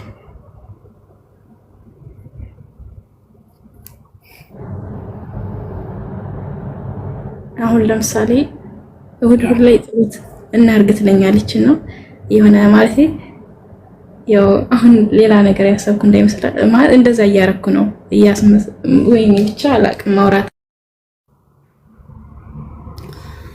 እሺ ልትፈራቸው አይገባም። ለማንኛውም ማንም ሰው ይሁን ስለ እናንተ መወሰን የሚችለው ራሳችሁ ናችሁ። ጠንካራ ሁኑ። እዚህ ዓለም ላይ ብቻቸውን ልትቀሩ ትችላላችሁ። ማንም ሰው ላይ አትጠጉ። እዚህ ዓለም ለምንድን ነው የመጣሁት የሚለውን አስቡ። እዚች ዓለም ላይ ብዙ እንደማትቆዩ አስቡ። ቀናቶች በነጎዱ ቁጥር ወደ ሞት እየቀረባቸው ነው። ሞት ወደ እናንተ እየቀረበ ነው። መቼ እንደምትሞቱም አታውቁ። እድለኛ ሰው ብሎ ማለት አምላኩ አላህ ለፈጠረበት ዓላማ የኖረ ሰው ነው። እርሱ ምንድነው? በእርሱ አምነህ እርሱን መገዛት ነው። በቃ ወማ ኸለቅቱል ጂነ ወልኢንሰ ኢላ ሊያዕቡዱን አለ አላህ ሲናገር። ሰውንም ሆነ ጅኖችን አልፈጠርኳቸውም እኔም በብቸኝነት እንዲገዙኝ እንጂ አለ።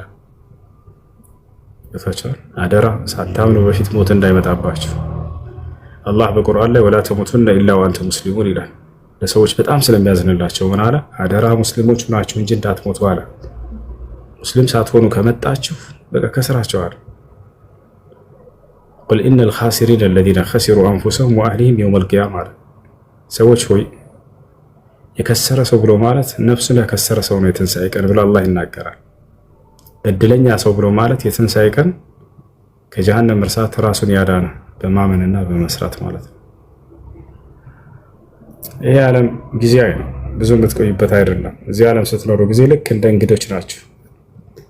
ልትዘወትሩበት ሳይሆን ልክ እንደ እንግዳ አርፋችሁ የምትሄዱበት ሀገር ነው። ነቢዩ ሰለላሁ ዐለይሂ ወሰለም ይህችን ዓለም ሲገልጿት እጥር ምጥል ባለ ቃል ምን አሉ? ኩን ፊ ዱንያ ከአነከ ገሪብ አው አቢር ሰቢል አሉ።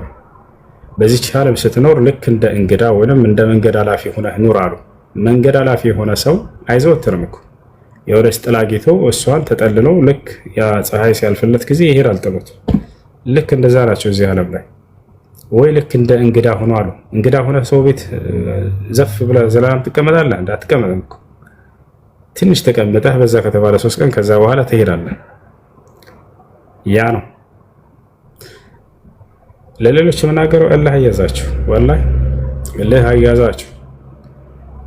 መርምሩ፣ እውነትን ፈልጉ። የሰጣ ገባ ውስጥ በእምነት አይገባም። ረጋ ብሎ መመርመር ይፈልጋል። ገብታችኋል? እናንተን ከእውነተኛ የነብያት መንገድ እንዳትቀርቡና ወይንም እንድትርቁ ሙሐመድ ሚስት አግብቶ ሙሐመድ እንትን ብሎ እያሉ አይምሯቸው ላይ ጨዋትባችሁ ያስተማሩት የሰበኩት መንገድ ምንድን ነው ብላችሁ እስኪ ወደ ምንድን ነው ሙሐመድ የሚጠሩት ብላችሁ እንትን በሉ። ያሳደጉባችሁ የክፉ ጥላቻ እናንተን ሙሐመድ እንዲህ ነው እያሉ ወደ እውነት እንዳትመጡ እየዘጉባችሁ ነው። ማንን አምላክ ነው የሰበኩና አዲስ አምላክ ነው የጠሩን ሙሐመድ ወይስ የቀደሙትን ነብያት መንገድ ነው? ሙሉ ቁርአንን ብታነቡ የአብርሃምን አምላክ አምልኩ እያሉ ነው ነብዩ ሰለላሁ ዐለይሂ ወሰለም እንዲያስተምሩ የታዘዙት። እኔ የአብርሃም የኢስሐቅ የያዕቆብ አምላክ ነኝ የሚል አምላክ ነው ቁርአን ላይ ያለው፣ ሌላ አምላክ አይደለም። ይወታቸዋል፣ ሌላ አምላክ አይደለም። ወተበዕቱ ሚለተ አባኢ ኢብራሂም ወኢስሐቅ ወያዕቆብ፣ የአባቶቼን የአብርሃም የኢስሐቅ የያዕቆብን መንገድ ተከተልኩኝ እያለ የሚናገር ቁርአን ነው ያለው። ያ ነው በነቢዩ ሙሐመድ ሰለላሁ ዐለይሂ ወሰለም ዘመን ጀምረው ይሄን ያደርጉ ነበር። ተከታዮቻቸው እየሰለሙባቸው በበዙ ቁጥር የካህዲያኖች እና ተከታዮቻቸው በመነመኑ ቁጥር ወደ ኢስላም እየመጡ ጊዜ ስራቸው ምን ሆነ? ሰው ወደ ኢስላም እንዳይመጣ ነቢዩ ሙሐመድ ሰለላሁ ዐለይሂ ወሰለምን ማጥላላት ሆነ። ወጣቻው አይደል? ማጥላላት ሆነ። እነዚህ ሰዎች ስራቸው ማለት ነው።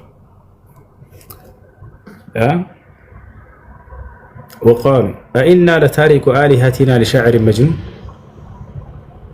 ለዚህ ለእብድና ለገጣሚ ብለን እንደ አማልክቶቻችንን አምላካችንን ልንተው እያሉ ይሳለቁ ነበር። እውነት መሆኑን ተረድተው መንገዱ አንድ አምላክ አምልኩ፣ ባዕድ አምልኮን ተጠንቀቁ ያስተምሯቸው ሁሉ ተመችተው ምን አሉ?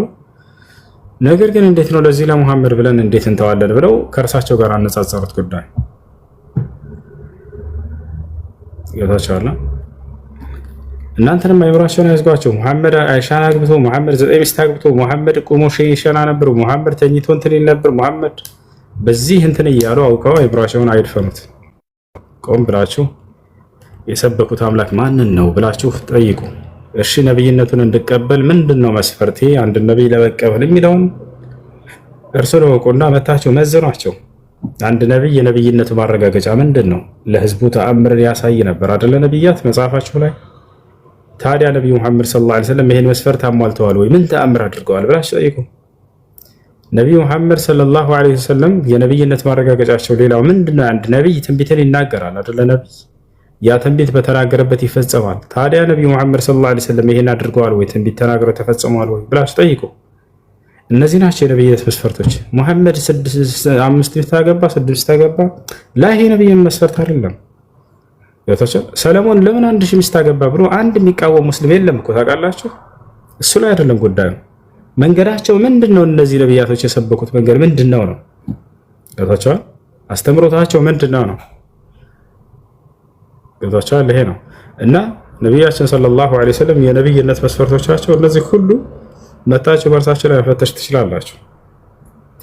ይሄን ይመስላል። ቃል የሚመጣለት በምን ምሪት ነው? ቁርአን መለኮታዊ ቃል የሚናገረው አንድ ቅዱስ ሰው ከተባለ እንደ መጽሐፍ ቅዱስ በመንፈስ ቅዱስ ምሪት ነው የሚናገሩት አይደል? ትንቢት ከቶ በሰው ፈቃድ አልመጣም፣ ነገር ግን ቅዱሳኖች ከአምላክ ተመርጠው በመንፈስ ቅዱስ ምሪት ተናገሩ ይላል። ይሄ መስፈርት በእርሳቸው ላይ ያለው ወይ? አዎ ቁርአን የመጣው በመንፈስ ቅዱስ ምሪት እንደሆነ ቃል በቃል አለ ማስረጃ። ማን ነው የሚመጣልህ መልአክ እያሉ አይሁዶች ይጠይቋቸው ነበር። በመልአክ በኩል ቃል እንደሚመጣ ያውቁ ነበር። ለነብይ የነብይነት መስፈርት ከራሱ አንዳችን አይናገርም፣ መልአክ ነው መጥቶ የሚነግረው ከአምላክ ዘንድ። ነቢያችን ሰለላሁ ዐለይሂ ወሰለምን አይሁዶች መጥተው ማን ነው የሚመጣልህ መልአክ ብለው ይጠይቋቸዋል። ስንት ሚስት አገባህ ብሎ አይጠይቁም ነበር። ይሄ መስፈርት አይደለም። ገብቷቸዋል። ነቢያችን ሰለላሁ ዐለይሂ ወሰለምም ከአምላክ ዘንድ ቃልን የሚያመጣልኝ መልአኩ ገብርኤል ነው ወይም ጅብሪል ነው ብለው ይነግሯቸው ነበር። ቃል በቃል በቁርአንም ላይ መልአኩ ጅብሪል አወረደው እያለ የሚናገር ነው። ያ መልአክ ተገልጦ ነብያትን ያበስራቸው ነበር። ልክ ለምሳሌ መጽሐፋቸው ላይ ዘከርያስን ቀርቦ እንደተናገረው ወደ ዘከርያስ መጣና መልአኩ ገብርኤል ቆመ። እኔ ከእግዚአብሔር ፊት የምቆመው መልአኩ ገብርኤል ነኝ፣ ወደ አንተም ይህን ብስራት እንዳደርስልህ ዘንድ ተልኬ ነው አለው ይላል። ታዲያ ለነብዩ ሰለላሁ ዐለይሂ ወሰለም በዚህ መልኩ ነው ወይ መልአክ መጥቶ ተገልጦ አናገሯቸዋል ወይ? ነብይ ሲደረጉ ጊዜ አብስሯቸዋል ያብሳሩ መልአክ? አዎ መልአኩ ገብርኤል ተገልጦ ራሱን ማንነቱን ተናግሮ አነ ጅብሪል ወአንተ ረሱሉላህ፣ ሙሐመድ ሆይ እኔ መልአኩ ገብርኤል ነኝ፣ አንተ ደግሞ የአላህ መልእክተኛ ነህ ብሎ አብስሯቸው። ይሄ ሁሉ መስፈርት እንዳለ በእርሳቸው ላይ ታገኛላችሁ። ይህን ሁሉ እንዳታዩ ግን በምን ይዘጓቸዋል? አውቀው ተንኮላቸውን ብለው ነቢይ መሐመድ እኮ ቆሞ ሽንቱን ይሸና ነበር። እንዴት ነቢይ የሆነው ቆሞ ይሸናል? ቁጭ ብሎ ይሸና ነበር እኮ። ነቢይ መሐመድ እኮ እንደዚህ ቅማል ነበረበት። ከዛስ ሹባዕት ለምን ሙሉ ሰውነታቸው ቅማል አይሆንም? አስለን ሐዲሱ ላይ እንደዛ አይልም። ቅማል የሚል የለም። ቢኖርስ ይሄ ነብይነት መመዘኛ ነው? ምንድነው የሚያደርጓቸው? በዚያ በነብይ ላይ እንድትሳለቁና እንድትጫወቱ። ለምን እነዚህን የነብይነት መስፈርቶች ሁሉ እንዳታዩ አይናቸው ላይ አቧራ እየበተኑባቸው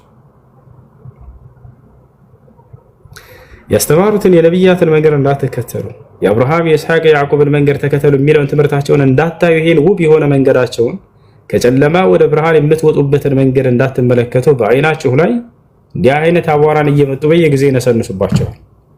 እናንተም ለእርሳቸው ጥላቻ ያሳድሩባቸውና በልባቸው ላይ እንዲህ ከሆነ ይሄ ነብይ እንዴት ነው ይሄን መንገድ የምትከተለው ብላችሁ ጭራሽ እንዳታስቡት ሊያደርጓችሁ በእናንተ ላይ እያሴሩባቸው ነው። በእናንተ ላይ እየተጫወቱ ነው። በእናንተ ላይ እንዲህ አይነትን ነገር እየቀለዱባቸው ነው። በማን እንደሚቀልዱ ነገ የትንሣኤ ቀን አላህ በቁርአን ላይ ይናገራል።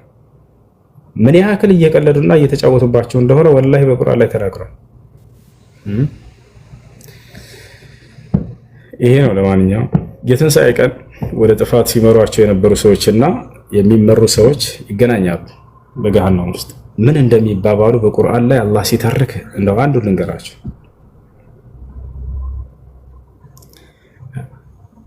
ምን ይባባላሉ? አላህ በቁርአን ላይ ሱረቱ ሳፋት ላይ ይናገራል። ወሕሹሩ አለዚነ ዘለሙ ወአዝዋጀሁም ወማ ካኑ ያዕቡዱነ ሚን ዱኒላህ ፈህዱሁም ኢላ ሲራጢል ጀሒም ይላል። እነዚያን ከእኔ ከአላህ ውጭ ሌላን አካል ሲገዙ የነበሩ ሰዎችንና ጥንዶቻቸውን አምሳያዎቻቸውን ሰብስቧቸው ወደ ጀሃነም እያለ መላእክቶችን ያዛቸዋል። እንዲሁም ሲያመልኳቸው የነበሩ መላእክቶቻቸውን ሰብስቧቸውና ወሰዳቸው ወደ ጀሃነም ብሎ ለመላእክቶች ያዛል። ፈህዱሁም ኢላ ሲራጢል ጀሒም፣ ወደ ገሃነም መንገድ ምሯቸው ብሎ አላህ ያዛል። ከሃዲያኖች ከነመሪዎቻቸው ከነተመሪዎቻቸው ተያይዘው ተጠፍንገው በሰንሰለት ታስረው ይወሰዳሉ። ማንም የሚወስዳቸው መላእክቶች እየተወሰዱ እያለ ወደ ገሃነም አላህ ምን ይላል? ወቂፉሁም ይላል። እስኪ አንድ አቁሟቸው ይላል። እነሁም መስኡሉን፣ እነርሱ ተጠያቂዎች ናቸው፣ ልጠይቃቸው ነው ይላል። ማለኩም ላ ተናሰሩን ይላቸዋል አላህ። ለእናንተ ምን አላችሁ ዛሬ የማትረዳዱት ምን ተገኝቶላቸው ነው ይላቸዋል። ምክንያቱም በምድር ላይ አንዳችሁ ሌላችሁን ስትረዳዱ አልነበር? ስታግዙ አልነበር? በክህደት ላይ ዛሬ ለምን አትረዳዱም? ምን ነው ዝም አላችሁ ይላቸዋል አላህ እያወቀ።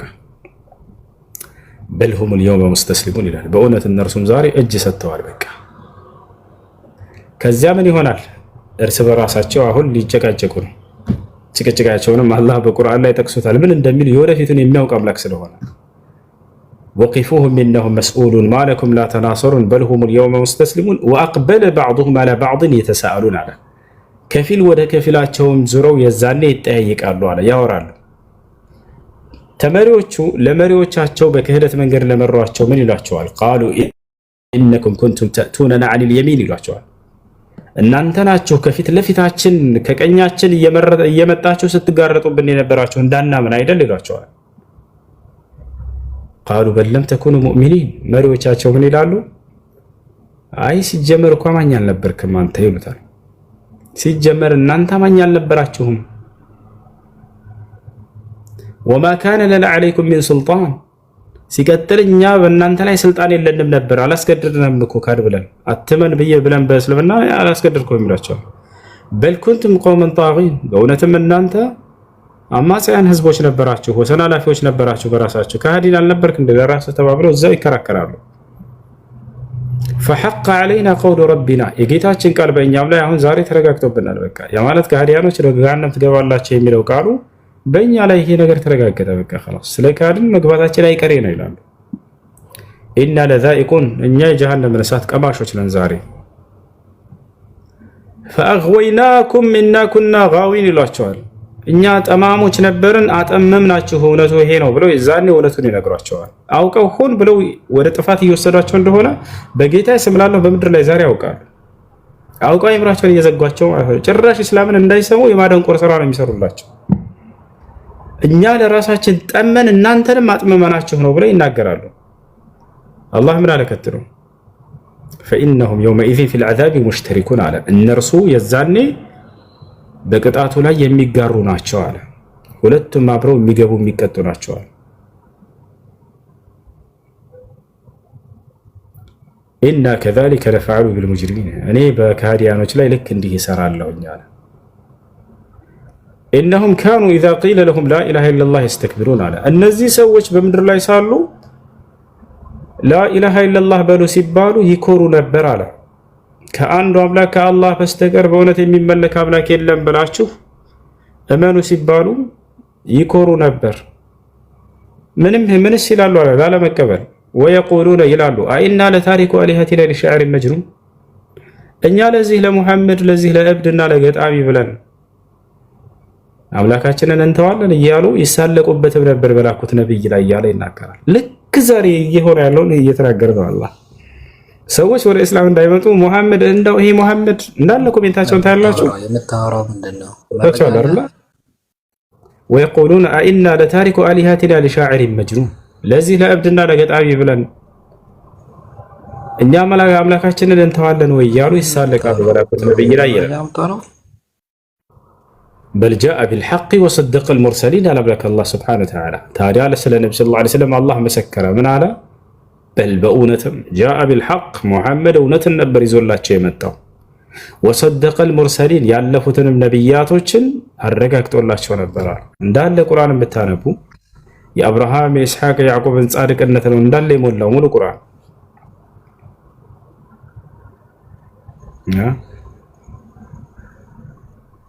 ሚተናንሰው ሰላም እንዴት ነህ? ሄሎ ሚተናንስለት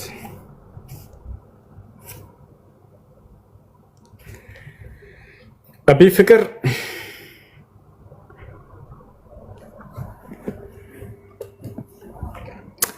እና ይሄን ይመስላል። ወይ እሺ ክርስቲያን ነህ? ለምንድን ነው ክርስቲያን የሆንከው? ለምንድን ነው? እግዚአብሔር ክርስቲያን ሆን ብሎ አዞህ ነው? ዝም ብለህ ደስ ስላለህ ነው ክርስቲያን የሆንከው? ምን አይነት ጥያቄ ነው? ደስ ብሎኝ በነገር አለ እንዴ?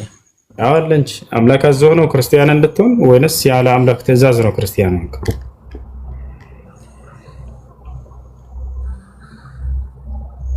እኔ ሁለቱም መንገድ አውቄ ነው እንግዲህ እኮ ክርስቲያን ሆን ብሎ አዞሃል ወይ? ክርስቲያን ላይ ብለሃል አይደለ? የቱ ጋር ነው ክርስቲያን ሆነ የተባልከው መጽሐፍ ቅዱስ ላይ? አንተ ሴት ማን ያዘዘ? ሙስሊም ብለህ ያዘዝዋለህ?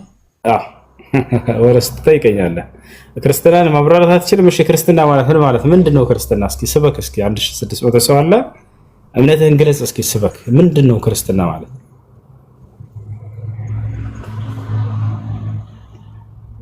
ይኸውልህ ክርስትና ማለት መጀመሪያ የሚገኘው ከቤተሰብ እናገኛለን። ስንወለድ የምናገኘው ነው።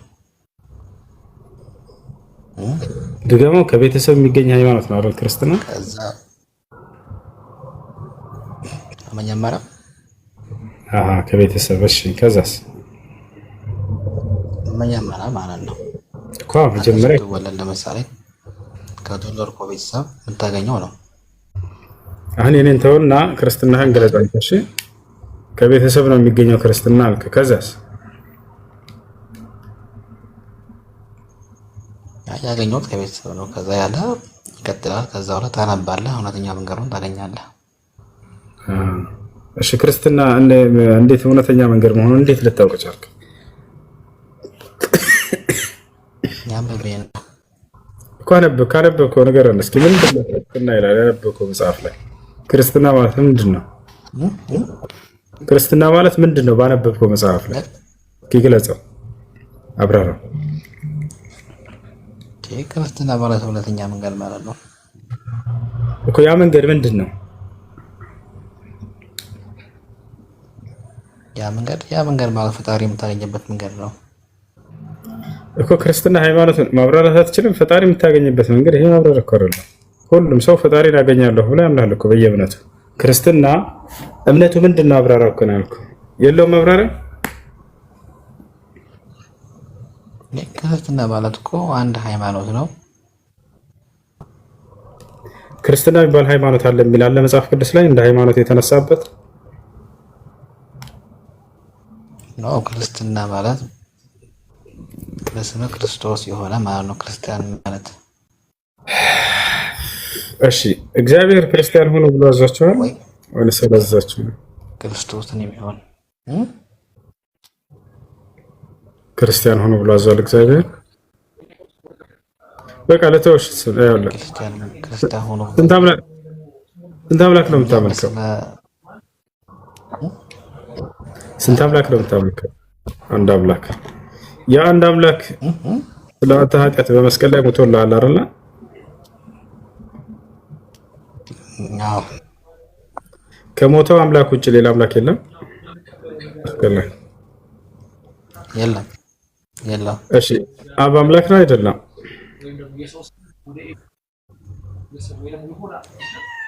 አብ ወልድ መንፈስ ቅዱስ አንድ ናቸው። እሺ፣ ሶስቱም ሞተዋል መስቀል ላይ? ሶስቱም ሞተዋል መስቀል ላይ? ሶስቱ አልሞቱም። እሺ፣ ስለዚህ መስቀል ላይ የሞተ አምላክ አለ። ስለዚህ መስቀል ላይ የሞተ አንድ አምላክ አለ። ያልሞተ ደግሞ ሌላ አምላክ አለ አይደል? ሰማ ነው ያዳመኩ። መጽሐፍ ቅዱስ ላይ ዮሐንስ 1:1 ላይ ቃል ነበረ ቃልም ሥጋ ሆነ አለ። ጠየቀው ሌላ ነው። መስቀል ላይ የሞተ አንድ አምላክ አለ አይደል? አብይ አዎ። ያልሞተ አምላክ አለ የለም? መስቀል ላይ ያልሞተልህ አምላክ አለ? የለም። አብ መስቀል ላይ ሞቷል አልሞተም? አምላክ ነው እሱ ብለሃል። አብ ወልድም መንፈስ ቅዱስም አንድ ነው። ልትለየው እኮ ስለዚህ አንተ እየለያቸው ነው። መስቀል ላይ የሞተው ለየኸው እኮ አንተ በራስህ ጊዜ ወልድ ላይ ሞቷል። አትለይ እንትን የለያህ ነው። ስለዚህ አንድ ለየውም አብ ሞቷል መስቀል ላይ። አብ ማለት ወልድ ነው። እሺ፣ አብ ሞቷል መስቀል ላይ? ስላሴ ነው። አብ መስቀል ላይ ሞቷል አልሞተም?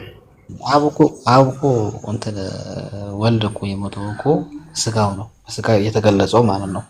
ስለ ወልድ አይደለም ጥያቄ። ወልድማ ሞቷል አልከን። እሺ፣ አብ ሞቷል አልሞተም መስቀል ላይ?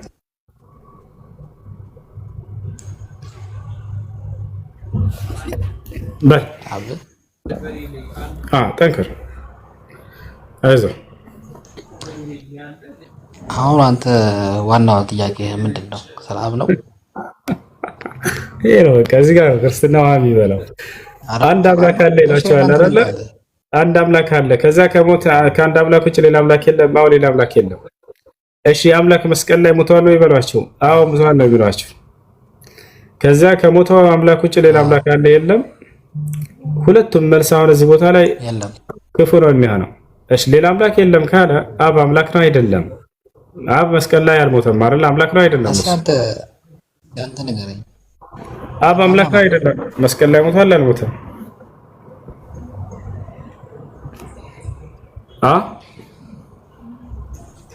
አልሞተም መስቀል ላይ። ስለዚህ መስቀል ላይ ይግባ ስለ ስላሴ ምንነት ገባኝ። ስለዚህ መስቀል ላይ የሞተ አምላክ አለ፣ መስቀል ላይ ያልሞተ ደግሞ ሌላ አምላክ አለ። አብ አይደለ? የለም። ይሄ አንተ አስተምሮ ነው። እንዳንተ እኮ ነው እያልክ ያለው። አብ መስቀል ላይ ሞቷል አልሞተም? እኔ አብን ወልድ ቅዱስም አንድ ነው። በስጋ ተገልጦ የመጣው ወልድ ሞቷል መስቀል ላይ ነው። ሌላ አምላክ አብ አለ ወይ የምትለውን ጥያቄ አይደለም እኮ። ስለዚህ መስቀል ላይ የሞተው አብም ወልድም መንፈስ ቅዱስም ነው ወይስ አይደለም? መስቀል ላይ የሞተው በስጋ የተገለጸው እኮ ወልድ ነው አይደል የሞተው? ወልድ ከሆነ የሞተው መስቀል ላይ አብና መንፈስ ቅዱስ ሞተዋል አልሞቱም? መስቀል ላይ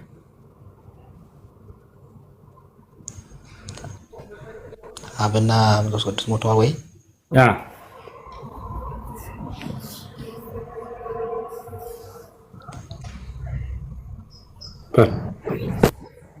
በል ሲበል እንጂ የት ነው? ቆይ ኔትወርክ የተቆራረጠ ታይቆራረጠ ሁሴን አንድ ናቸው ነው አንድ አይነት ሆኖ አጥንታቸው አሁንም ነው እየለያቸው ነው። ባለፈው አላየነውም። የዘንድሮ ነው የወጣው ብለህ ነው ነበርኩ። እሱ አለ እና የሽብሩ ተድላ ከየት ወዴት የሚል መጽሐፍ አለ። ባለፈው ለቃላሚ ሰለቸው ነበር። ኦልሬዲ ላይብራሪ ነው። እሺ ኢትዮጵያ ነው የሚለው። እሺ ምን ነበር ያቀለሽ? ኢትዮጵያ ውስጤ በጣም ተረብሸኝ እንጃ ፈራ ውስጤ። አትፍሪ፣ ወላሂ አትፍሪ፣ ተገልምስ አትፍሪ። ማንን ነው የምትፈሪው? አፈር ነህና ወደ አፈር ትመለሳለህ ተብሎ የተነገረለትን በኒ አደም የአደም ልጅ ወላሂ አትፍሪ። ምሬ ባጋሻ እንዲህ ሰው በዛበት አንተ ማለት ይቅርብኝ። ችግር የለም አንቺ ደስ መለሳለሁ፣ ግን ሰው አትፍሩሽ። ነገ መለሳለሁ ግን አብሽር፣ አላህ ያግዝሽ። አላህ ወደ ቅኖ መንገድ ወደ እስራኤል። አመሰግናለሁ። አመሰግናለሁ። እሺ እሺ እሺ እሺ እሺ እሺ እሺ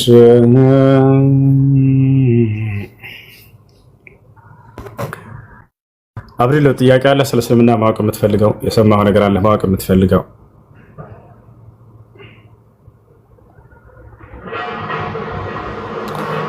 እሺ የለም መሰለኝ።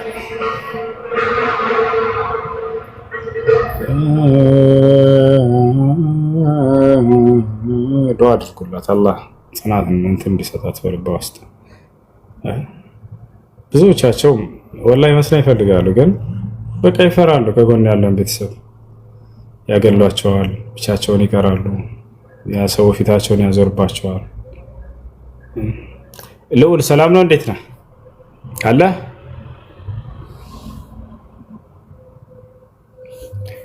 የሉ መሰለኝ አለ። እንዴት ነህ? ሰላም አለን። እሺ ጥያቄ አለ? አይ ጥያቄ እኔ አሁን ልጁን በጠየቀው ጥያቄ ላይ ነው። እሺ አምላክ ለአንተ ሲል በመስቀል ላይ ሞቶልሃል።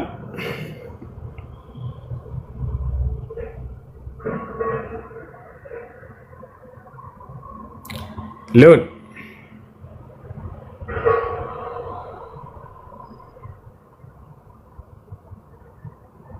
ልዑል አለ?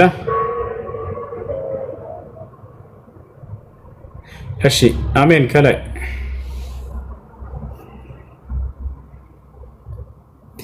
አሜን አለሽ? አሎ ጥያቄሽ ምንድን ነው? እኔ ጥያቄ ይኸውልህ፣ እኔ ክርስቲያን ነበርኩኝ፣ ሰለምቴ ነኝ። እሺ ፈጠን በይ። እና የምኖረው በፊት አረብ ሀገር ነበርኩኝ። አሁን ቤተሰቦቼ ጋር ነው የምኖረው። እና ከሆነ ልጅ ጋር እንዲሁ ተዋደን ኒካ አስረን ነበረ። እውነት ነው። እሺ ከዛን እዚህ እኔ ጋር እህቱ ትመጣለች እና አትሰግድም ምናምን እያለች ታወራለታለች። እና በዛ የተነሳ እሱ አሁን ላይ ተቀይሮብኛል። ፍቺ ብጠይቅ ሐራም አለው? ችግሩ ምንድነው? እሱ ላይ ፍቺ እንድጠይቅ የሚያደርገሽ? እኔ የምኖረው ቤተሰቦቼ ቤት ነው እና ክርስቲያኖች ናቸው። ለመስገድ እኔ አይመቸኝም።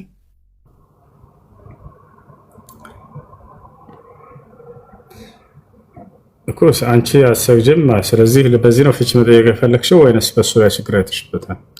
እሱም ተቀይሮብኛል እና ፍቺውንም ጠይቄው መፈታት ከፈለግሽ እሺ ፈታሻለሁ፣ መጀመሪያ ሂጂ ራስሽ ቃዲ ጋር ትፈቺ ያለኝ። ከዛን ቃዲ ጋር መሄድ እንደማልችል ነገርኩ። ሶላት አሰግድም? አልሰግድም።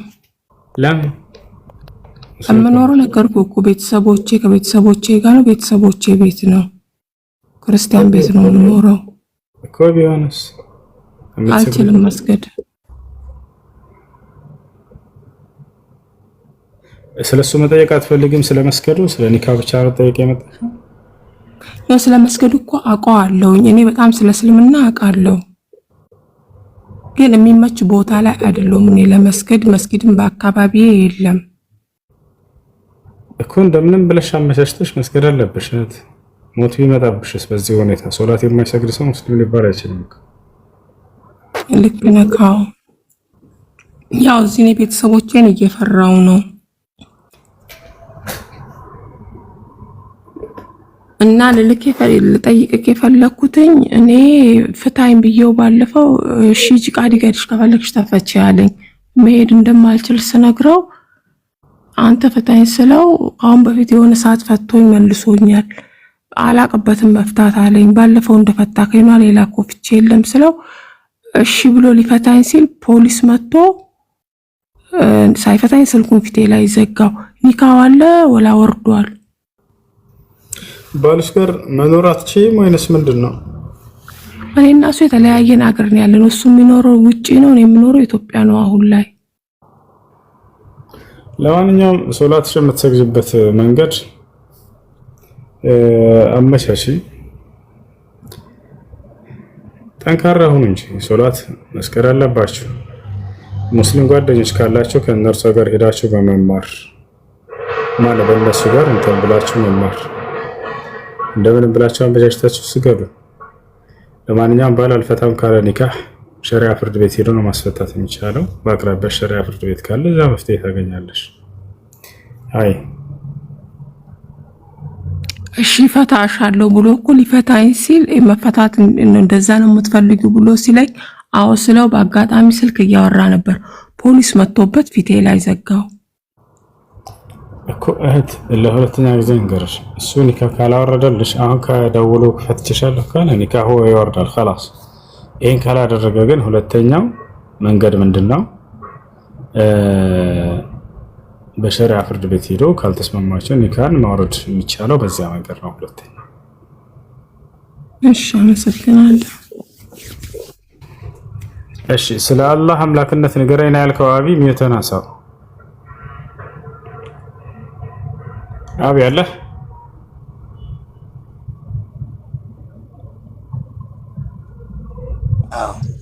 እሺ አምላክ አላህ ስብሓነሁ ወተዓላ ስለ ራሱ ማንነት ሲነግረን ኢነኒ አነ አላህ ላ ኢላሃ ኢላ አነ ፈዕቡድኒ ወአቂም ሰላተ ለዚክሪ ይላል። እኔ አላህ ነኝ፣ ከእኔ በስተቀር ሌላ ማንም አምላክ የለም፣ እኔንም በብቸኝነት ተገዛኝ እያለ ይናገራል። አላህ ማን ነው ታዲያ? ምንስ አድርጓል ከተባለ በምን ልናውቅ እንችላለን? ላሳይህ እኮ መረጃ ላሳይህ። እሺ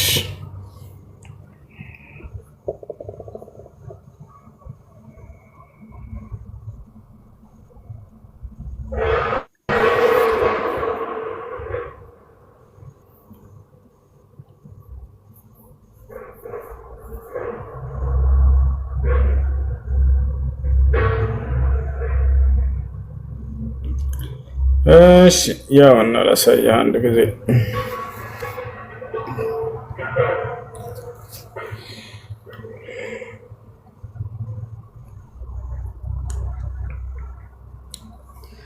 ያውና አላህ ምን ይላል? እኔ አላህ ነኝ ይላል። ያለ እኔ አምላክ የለምና ተገዛኛው ቃል በቃል ልክ እንደሆነ ነቢያቶች አላህ አምላካቸው ሆነው ተገዙ እያሉ የተናገሩበትን ደግሞ ላሳየህ።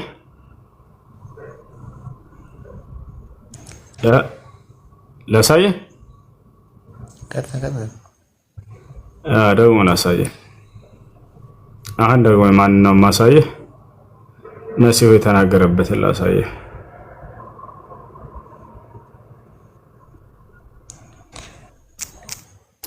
ምን ይላል እዚህ ቦታ ላይ? ያው አልመሲህም አለ ይላል። የማርያም ልጅ አልመሲህ እነዚያ አላህ እርሱ የመርየም ልጅ አልመሲህ ነው ያሉ በእርግጥም ካዱ ካለ በኋላ አልመሲህም አለ የእስራኤል ልጆች ሆይ ጌታዬንና ጌታችሁን አላህን ተገዙ። ያው መሲሁ ክርስቶስ ጌታዬንና ጌታችሁን አላህን ተገዙ እያለ ይናገራል ማለት ነው። ማነው ጸሐፊው?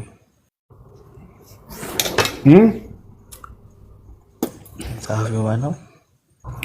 ጸሐፊው ከአምላካችን ከአላህ ዘንድ ቅዱስ ገብርኤል አምጥቶት ለነብዩ ሰለላሁ ዐለይሂ ወሰለም ነገራቸው። ነብዩ ሰለላሁ ዐለይሂ ወሰለም ደግሞ ለደቀ መዛሙርቶቻቸው ጻፏላቸው። ጻፉት እነሱ በምድር ላይ ደቀ መዝሙር አላችሁ እናንተ? ከመቼ ጀምሮ? ከነብዩ ሰለላሁ ዐለይሂ ወሰለም ጀምሮ። ደቀ መዝሙር ማለት የእምነት ባልደረቦችና ተከታዮቻቸው ማለት ነው። ልክ የክርስቶስ የመሲሁ ደቀ መዝሙሮች ሐዋርያቶች እንደነበሩት የእምነት ባልደረቦችና ተከታዮች።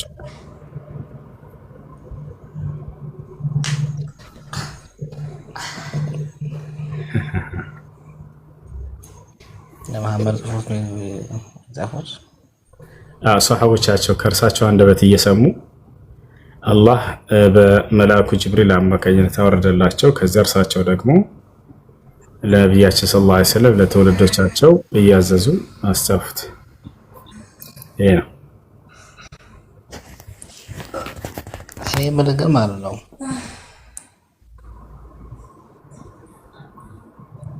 በል ፈጠን በል እሺ፣ በል እየሰማህ ነው አንተ የምትለው ገና። ትናንትና ሜሽን ተደርጎልብህ ነበረ። ሜሽን ተደርጎ ከፍ ብሎ ቀጥሎ ነበረ። ለምንድን ነው ያልገባኸው? ስንት ጠጥተህ ሄድክ? ከአማኑኤል ሲወጣ ይዘውና። እሺ ለምን አማኑኤል አትወስዱትም? ስለሱ ታወራ ነው የመጣኸው? አይ ሜሽን ተደርጎልህ 3 ሰዓት ላይ እንገናኝ ብሎ ነበረ። አላለኝም። አውርተናል። እንዳላወራን አድርጎ ነግሯችሁ ነው አይደል? እየዋሻችሁ ይጫወትባችኋል። እንደ ህፃን ልጅ ነው የሚያቸው አይደል? አንተም ለራስህ ሊቭ ከፍተህ እሱም ሊቭ ከፍቶ ነበር። አላወራችሁም? እና አውርተናል። ላሳይህ ቪዲዮ ማየት ትፈልጋለህ? እንዳወራን እኔ ያክል ውሸት እንደዋሸህ ምን ታደርጋለህ መሰለህ? ሁሱና እፎይ ያወሩት ብለህ ሰርች አድርግ። ወላሂ ይመጣልሃል። እሺ ክርስቲያኖች እዚህ ካላችሁ ከኔ ጋር እንዳላወራ አድርገው አውቆ ይዋሻቸዋል። ሁሱና እፎይ ያውና ችሪ ፖስት ቻለሁ ያውና ዛህራ የምትባለው ኮሜንት ላይ ፖስት ችላቸዋለሁ እያለች ነው። ሄዱና ገብታችሁ ከኔ ጋር አውርተዋል። ማስረጃ አምጣ ብዬው ለተናገረው ማምጣት አቅቶት ተሳድቦ ነው የወጣው። ያውና ኮሜንት ላይ ዛህራ የምትል ትታያለች። አንተ ለቀዋል። እኔ የዚህ ሰው የቪዲዮ ለምንድን ነው የምለቅላችሁ? ተሽኮ ነው ከማኑ የወጣ ሰው ይለቅላችሁ አይደል? ያውና ኮሜንት ላይ ዛህራ የምትባለው ፖስት ያወራችሁትን አዮ ያውና ዛህራ የምትባለው ልጅ ለቅቄላችኋለሁ እያለች ነው ኮሜንት ላይ ሄድና ያው። እሺ ዛህራ ያ ኮሜንት ላይ ዜድ አዎ አግኝቼዋለሁ። ሄዱና አዩት። ከአንዲት ማስረጃ ከኔ ማለፍ አልቻለም። ገብታችኋል? ይሄን አይታችሁ ማረጋገጥ ትችላላችሁ። ተናገረ አንዲት ንግግር ሁለተኛ እንኳን ተናገረም። አይሻ ነብዩ መሐመድን ምናምን አለ አውጣ የተናገርከው ማስረጃ አልኩት ማውጣት አልቻለም።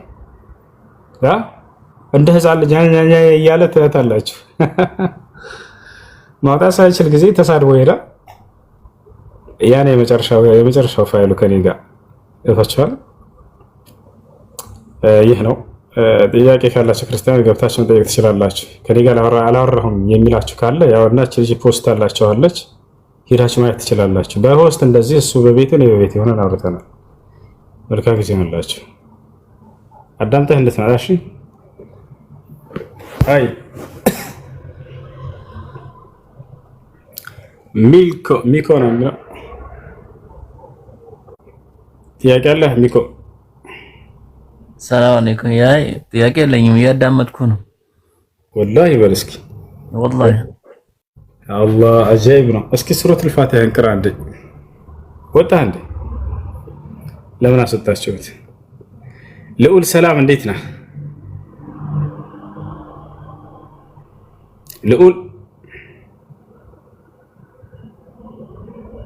ልዑል በቃ የለም ማለት ነው። ስለዚህ ቁርአን እንቀራለን። ኔትወርክ እያስቸገረኝ። እሺ አሁን ከተሰማህ ጥያቄ ካለ መጠየቅ ትችላለህ።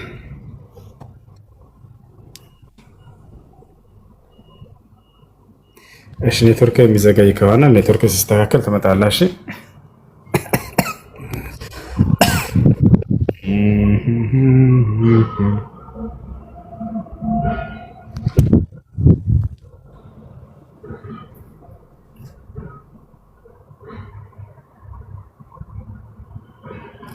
ማንን ሱራ ልቅራ ልጆች? ነገ ሐሙስ ነው አይደል? ነገ ጁምዓ ቢሆን ሱረቱል ካህፍን እንቀራለን። ሱራ መርየም እንቀራ ኢንሻአላህ።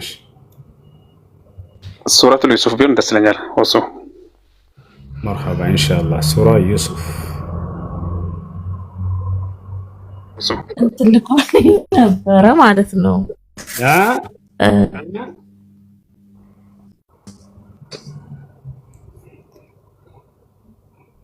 ምንድነው እሱ?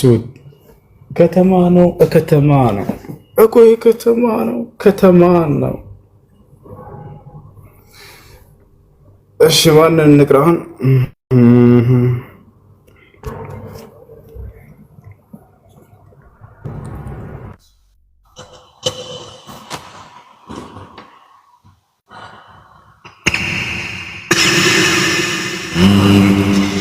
بسم الله الرحمن الرحيم ألف لام را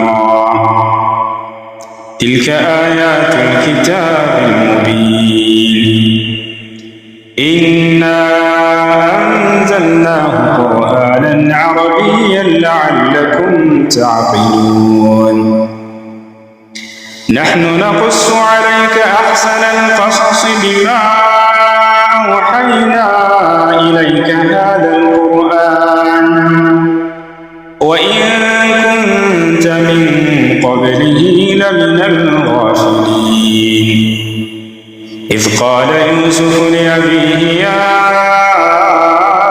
أبت إني رأيت 11 كوكبا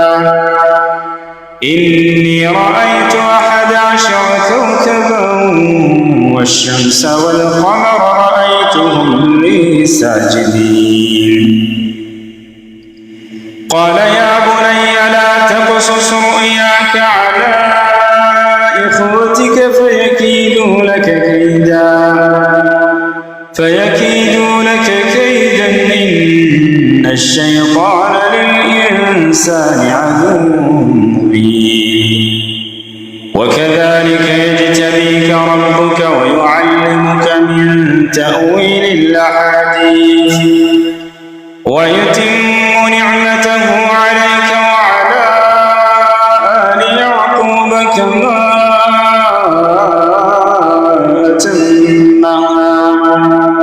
كما أتمها على أبويك من قبل إبراهيم وإسحاق إن ربك عليم حكيم لقد كان في يوسف وإخوته آيات للسائلين إذ قالوا ليوسف وأخوه أحب إلى أبينا منا ونحن عصبة إن أبانا لفي ضلال مبين اقتلوا يوسف أو اطرحوه أرضا يخل لكم وجه أبيكم وتكونوا من بعده قوما صالحين قال قائل منهم لا تقتلوا يوسف وألقوه في غيابة الجب يلتقطه بعض السيارة إن كنتم فاعلين قالوا يا أبانا ما لك لا تأمنا على يوسف وإنا له لناصحون أرسله معنا غدا يرتع ويلعب وإنا له لحافظون قال إني ليحزنني أن تذهبوا به وأخاف أن يأكله الذئب وأنتم أنتم عنه غافلون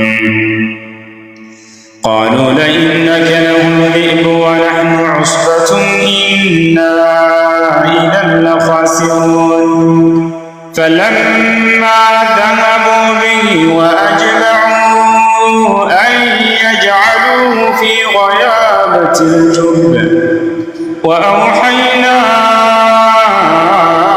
إليه لتنبئنهم بأمرهم هذا وهم لا يشعرون وجاءوا أباهم عشاء يبكون قالوا يا أبانا إنا ذهبنا نستبق وتركنا يوسف عند متاعنا فأكله الذئب وما أنت بمؤمن لنا ولو كنا صادقين وجاءوا على قميصه بدم كذب قال بل سولت لكم أنفسكم أمرا فصبر جميل والله المستعان على ما تصفون وجاءت سيارة فأرسلوا واردهم فأدلى دلوه قال يا بشرى هذا غلام وأسروه بضاعة والله عليم بما يعملون وشروه بثمن بخس دراهم معدودة وكانوا فيه من الزاهدين وقال الذي اشتراه من مصر لامرأته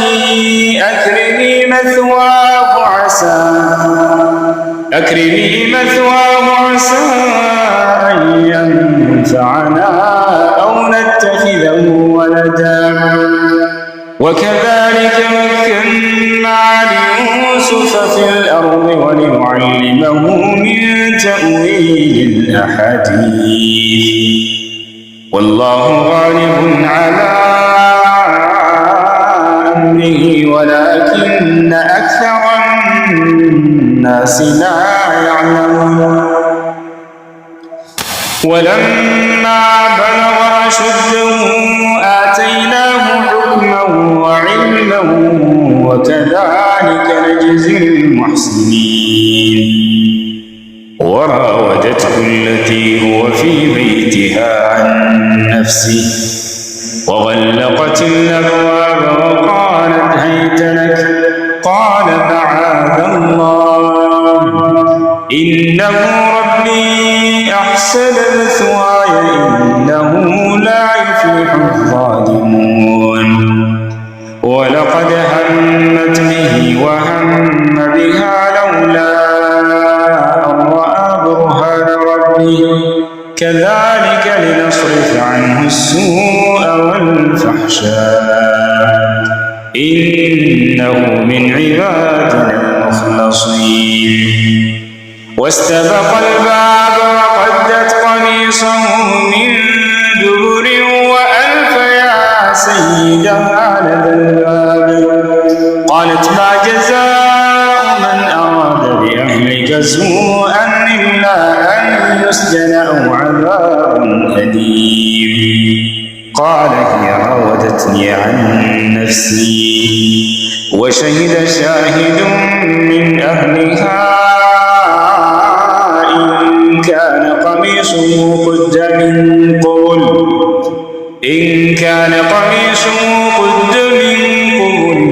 فصدقت وهو من الكاذبين وإن كان قميصه قد من دبر فكذبت وهو من الصادقين فلما رأى قميصه قد من دبر قال إنه من كيدكن إن كيدكن عظيم. يوسف أعرض عن هذا واستغفري لذنبك إنك كنت من الخاطئين. وقال نسوة في المدينة امرأة العزيز تراود فتاها عن نفسه قد شغفها حبا إنا لنراها في ضلال مبين.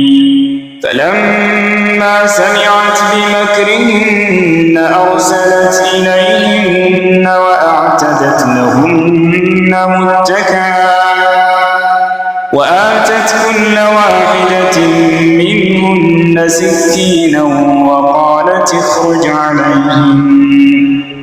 فلما رأينه أكبرنه وقطعن أيديهن وقلن حاش لله ما هذا بشرا إن هذا إلا ملك كريم. قالت فذلكن الذي لمتنني فيه ولقد راودته عن نفسه فاستعصم ولئن لم يفعل ما آمره ليسجنن وليكونا من الصاغرين. قال رب السجن أحب إلي مما يدعونني إليه وإلا تصرف عني كيدهن أصب إليهن وأكن من الجاهلين.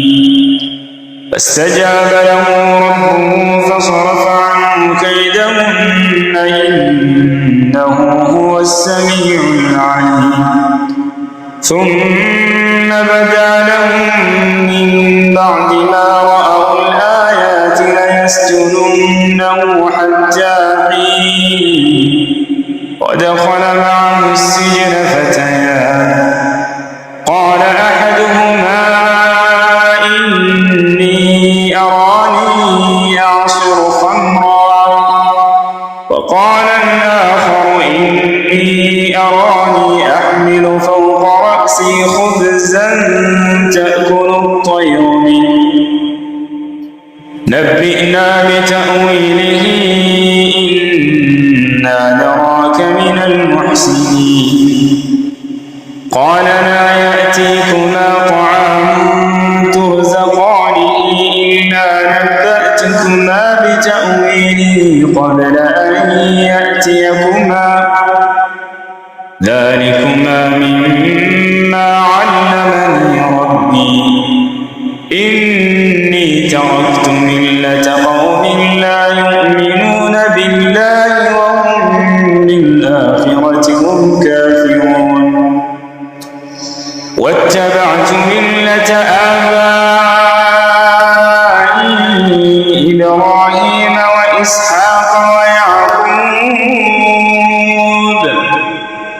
ما كان لنا أن نشرك بالله من شيء ذلك من فضل الله علينا وعلى الناس ولكن أكثر الناس لا يشكرون. يا صاحبي السجن أأرباب متفرقون خير أم الله الواحد القهار ما تعبدون من دونه إلا أسماء سميتموها أنتم وآباؤكم ما أنزل الله بها من سلطان إن الحكم إلا لله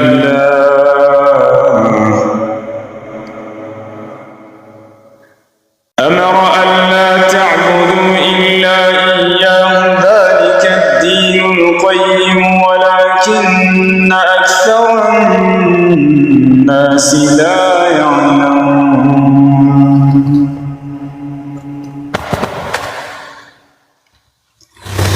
يا صاحبي السجن أما أحدكما فيسقي ربه خمرا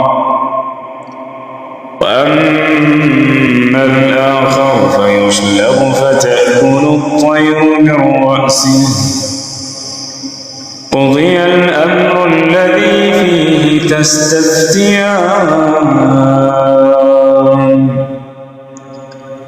وقال للذي ظن أنه ناج منه اذكرني عند ربك فأنساه الشيطان ذكر ربه فلبث في السجن بضع سنين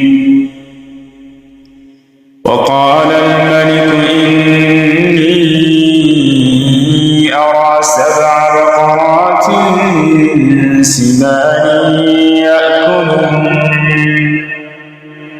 يأكلهن 7 عجاف و7 سنبلات خضر وأخر يابسات يا أيها الملأ وافتوني في رؤياي إن كنتم للرؤيا تعبرون قالوا أضغاث أحلام وما نحن بتأويل الأحلام بعالمين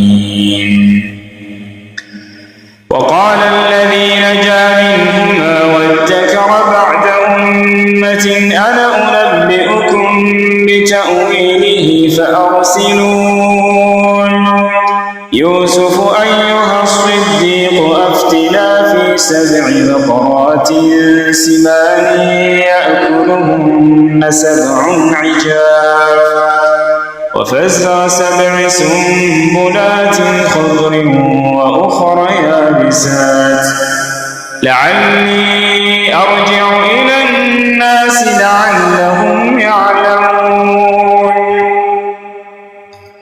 قال تزرعون 7 سنين دأبا فما حصدتم فذروه في سنبله إلا قليلا مما تأكلون ثم يأتي من بعد ذلك 7 شداد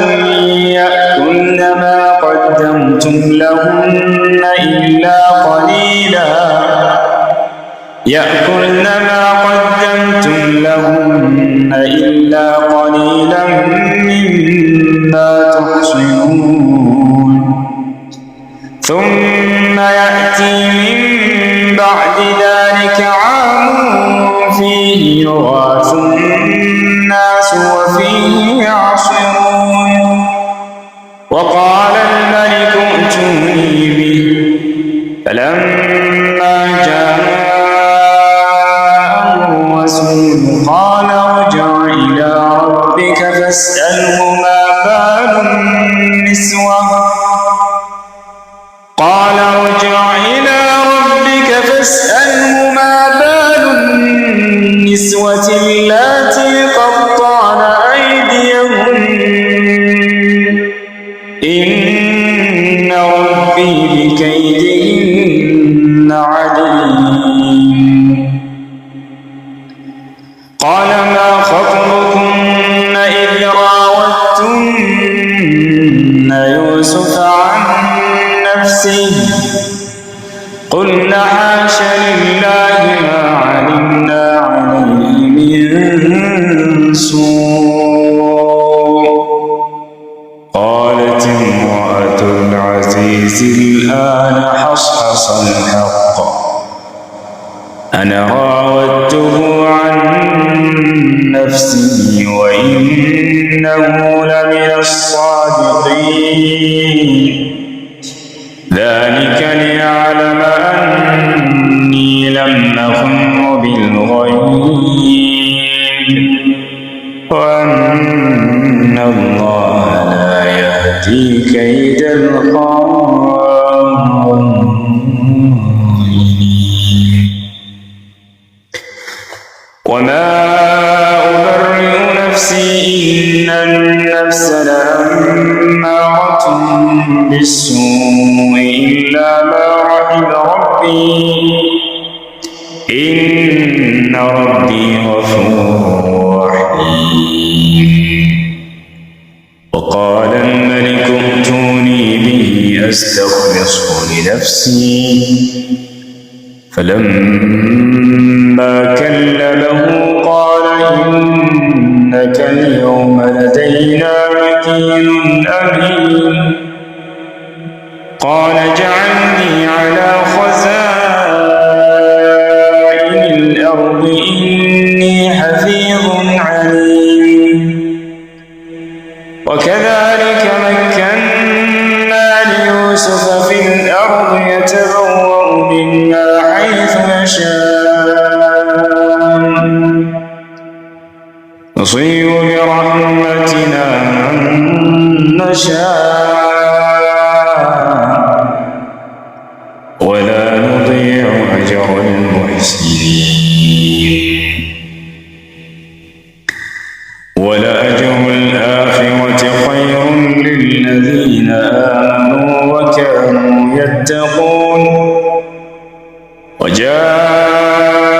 وجاء إخوة يوسف فدخلوا عليه فعرفهم وهم له منكرون ولما جهزهم بجهازهم قال ائتوني بأخ لكم من أبيكم ألا ترون أني أوفي الكيل وأنا خير منزلين فإن لم تأتوني به فلا كيل لكم عندي ولا تقربون قالوا سنراود عنه أباه وإنا لفاعلون وقال لفتيانه اجعلوا بضاعتهم في رحالهم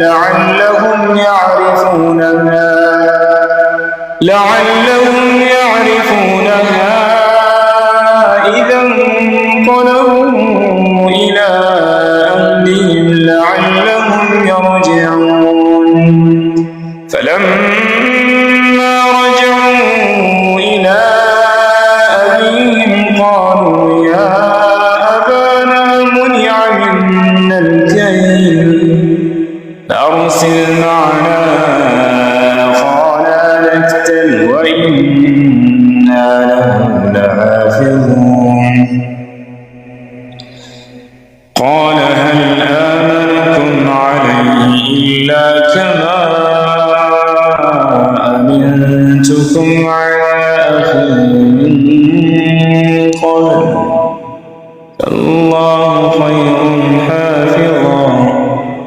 فالله خير حافظا وهو أرحم الراحمين ولما فتحوا متاعهم وجدوا بضاعتهم ردت إليهم قالوا يا أبانا ما نبغي هذه بضاعتنا ردت إلينا ونمير أهلنا ونحفظ أخانا ونزداد كيل بعير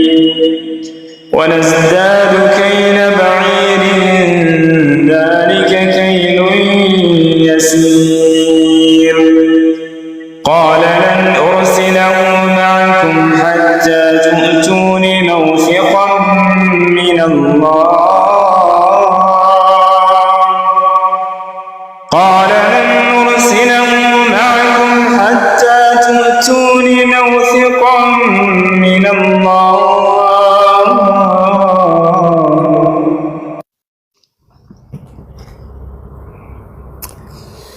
መልካም አዳር ይሁንላችሁ። አንቀላፋ ይመስለኝ።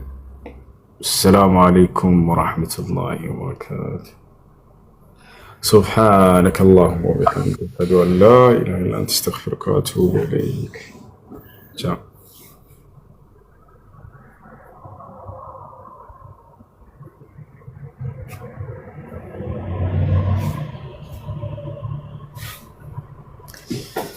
ወይኔ ፀጉሬ ሲያድግም እንዴ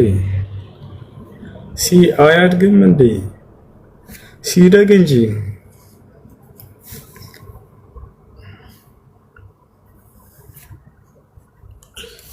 ሲደግ እንጂ። ኧረ በአላህ አይታይም፣ ከሸፈንኩት አይታይም ማለት ነው። አይገርም? በአላህ የሰላም እንደዚህ ከገለጥክ ማየት ይችላል። እስኪ ሲሸፍነው ማየት ይችላል። አልችልም፣ አይታይም በአላህ። እንደዚህ ግን ይታያል። ይሄ ምንድን ነው? ቲክቶክ ነው? ከተማ ነው እንዴ? ከተማ ነው እኮ አታውቅም እንዳንተ። ያ ሰላም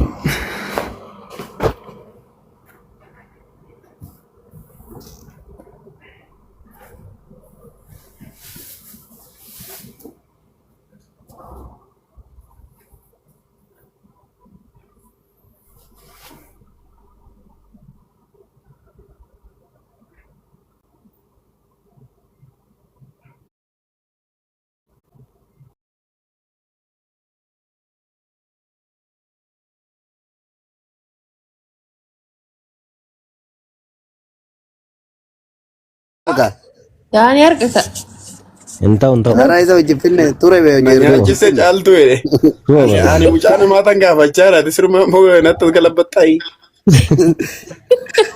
يرجع ما لو فيديو كده ولا دينا كلا تنبيتان ديم اسمه فردا ديما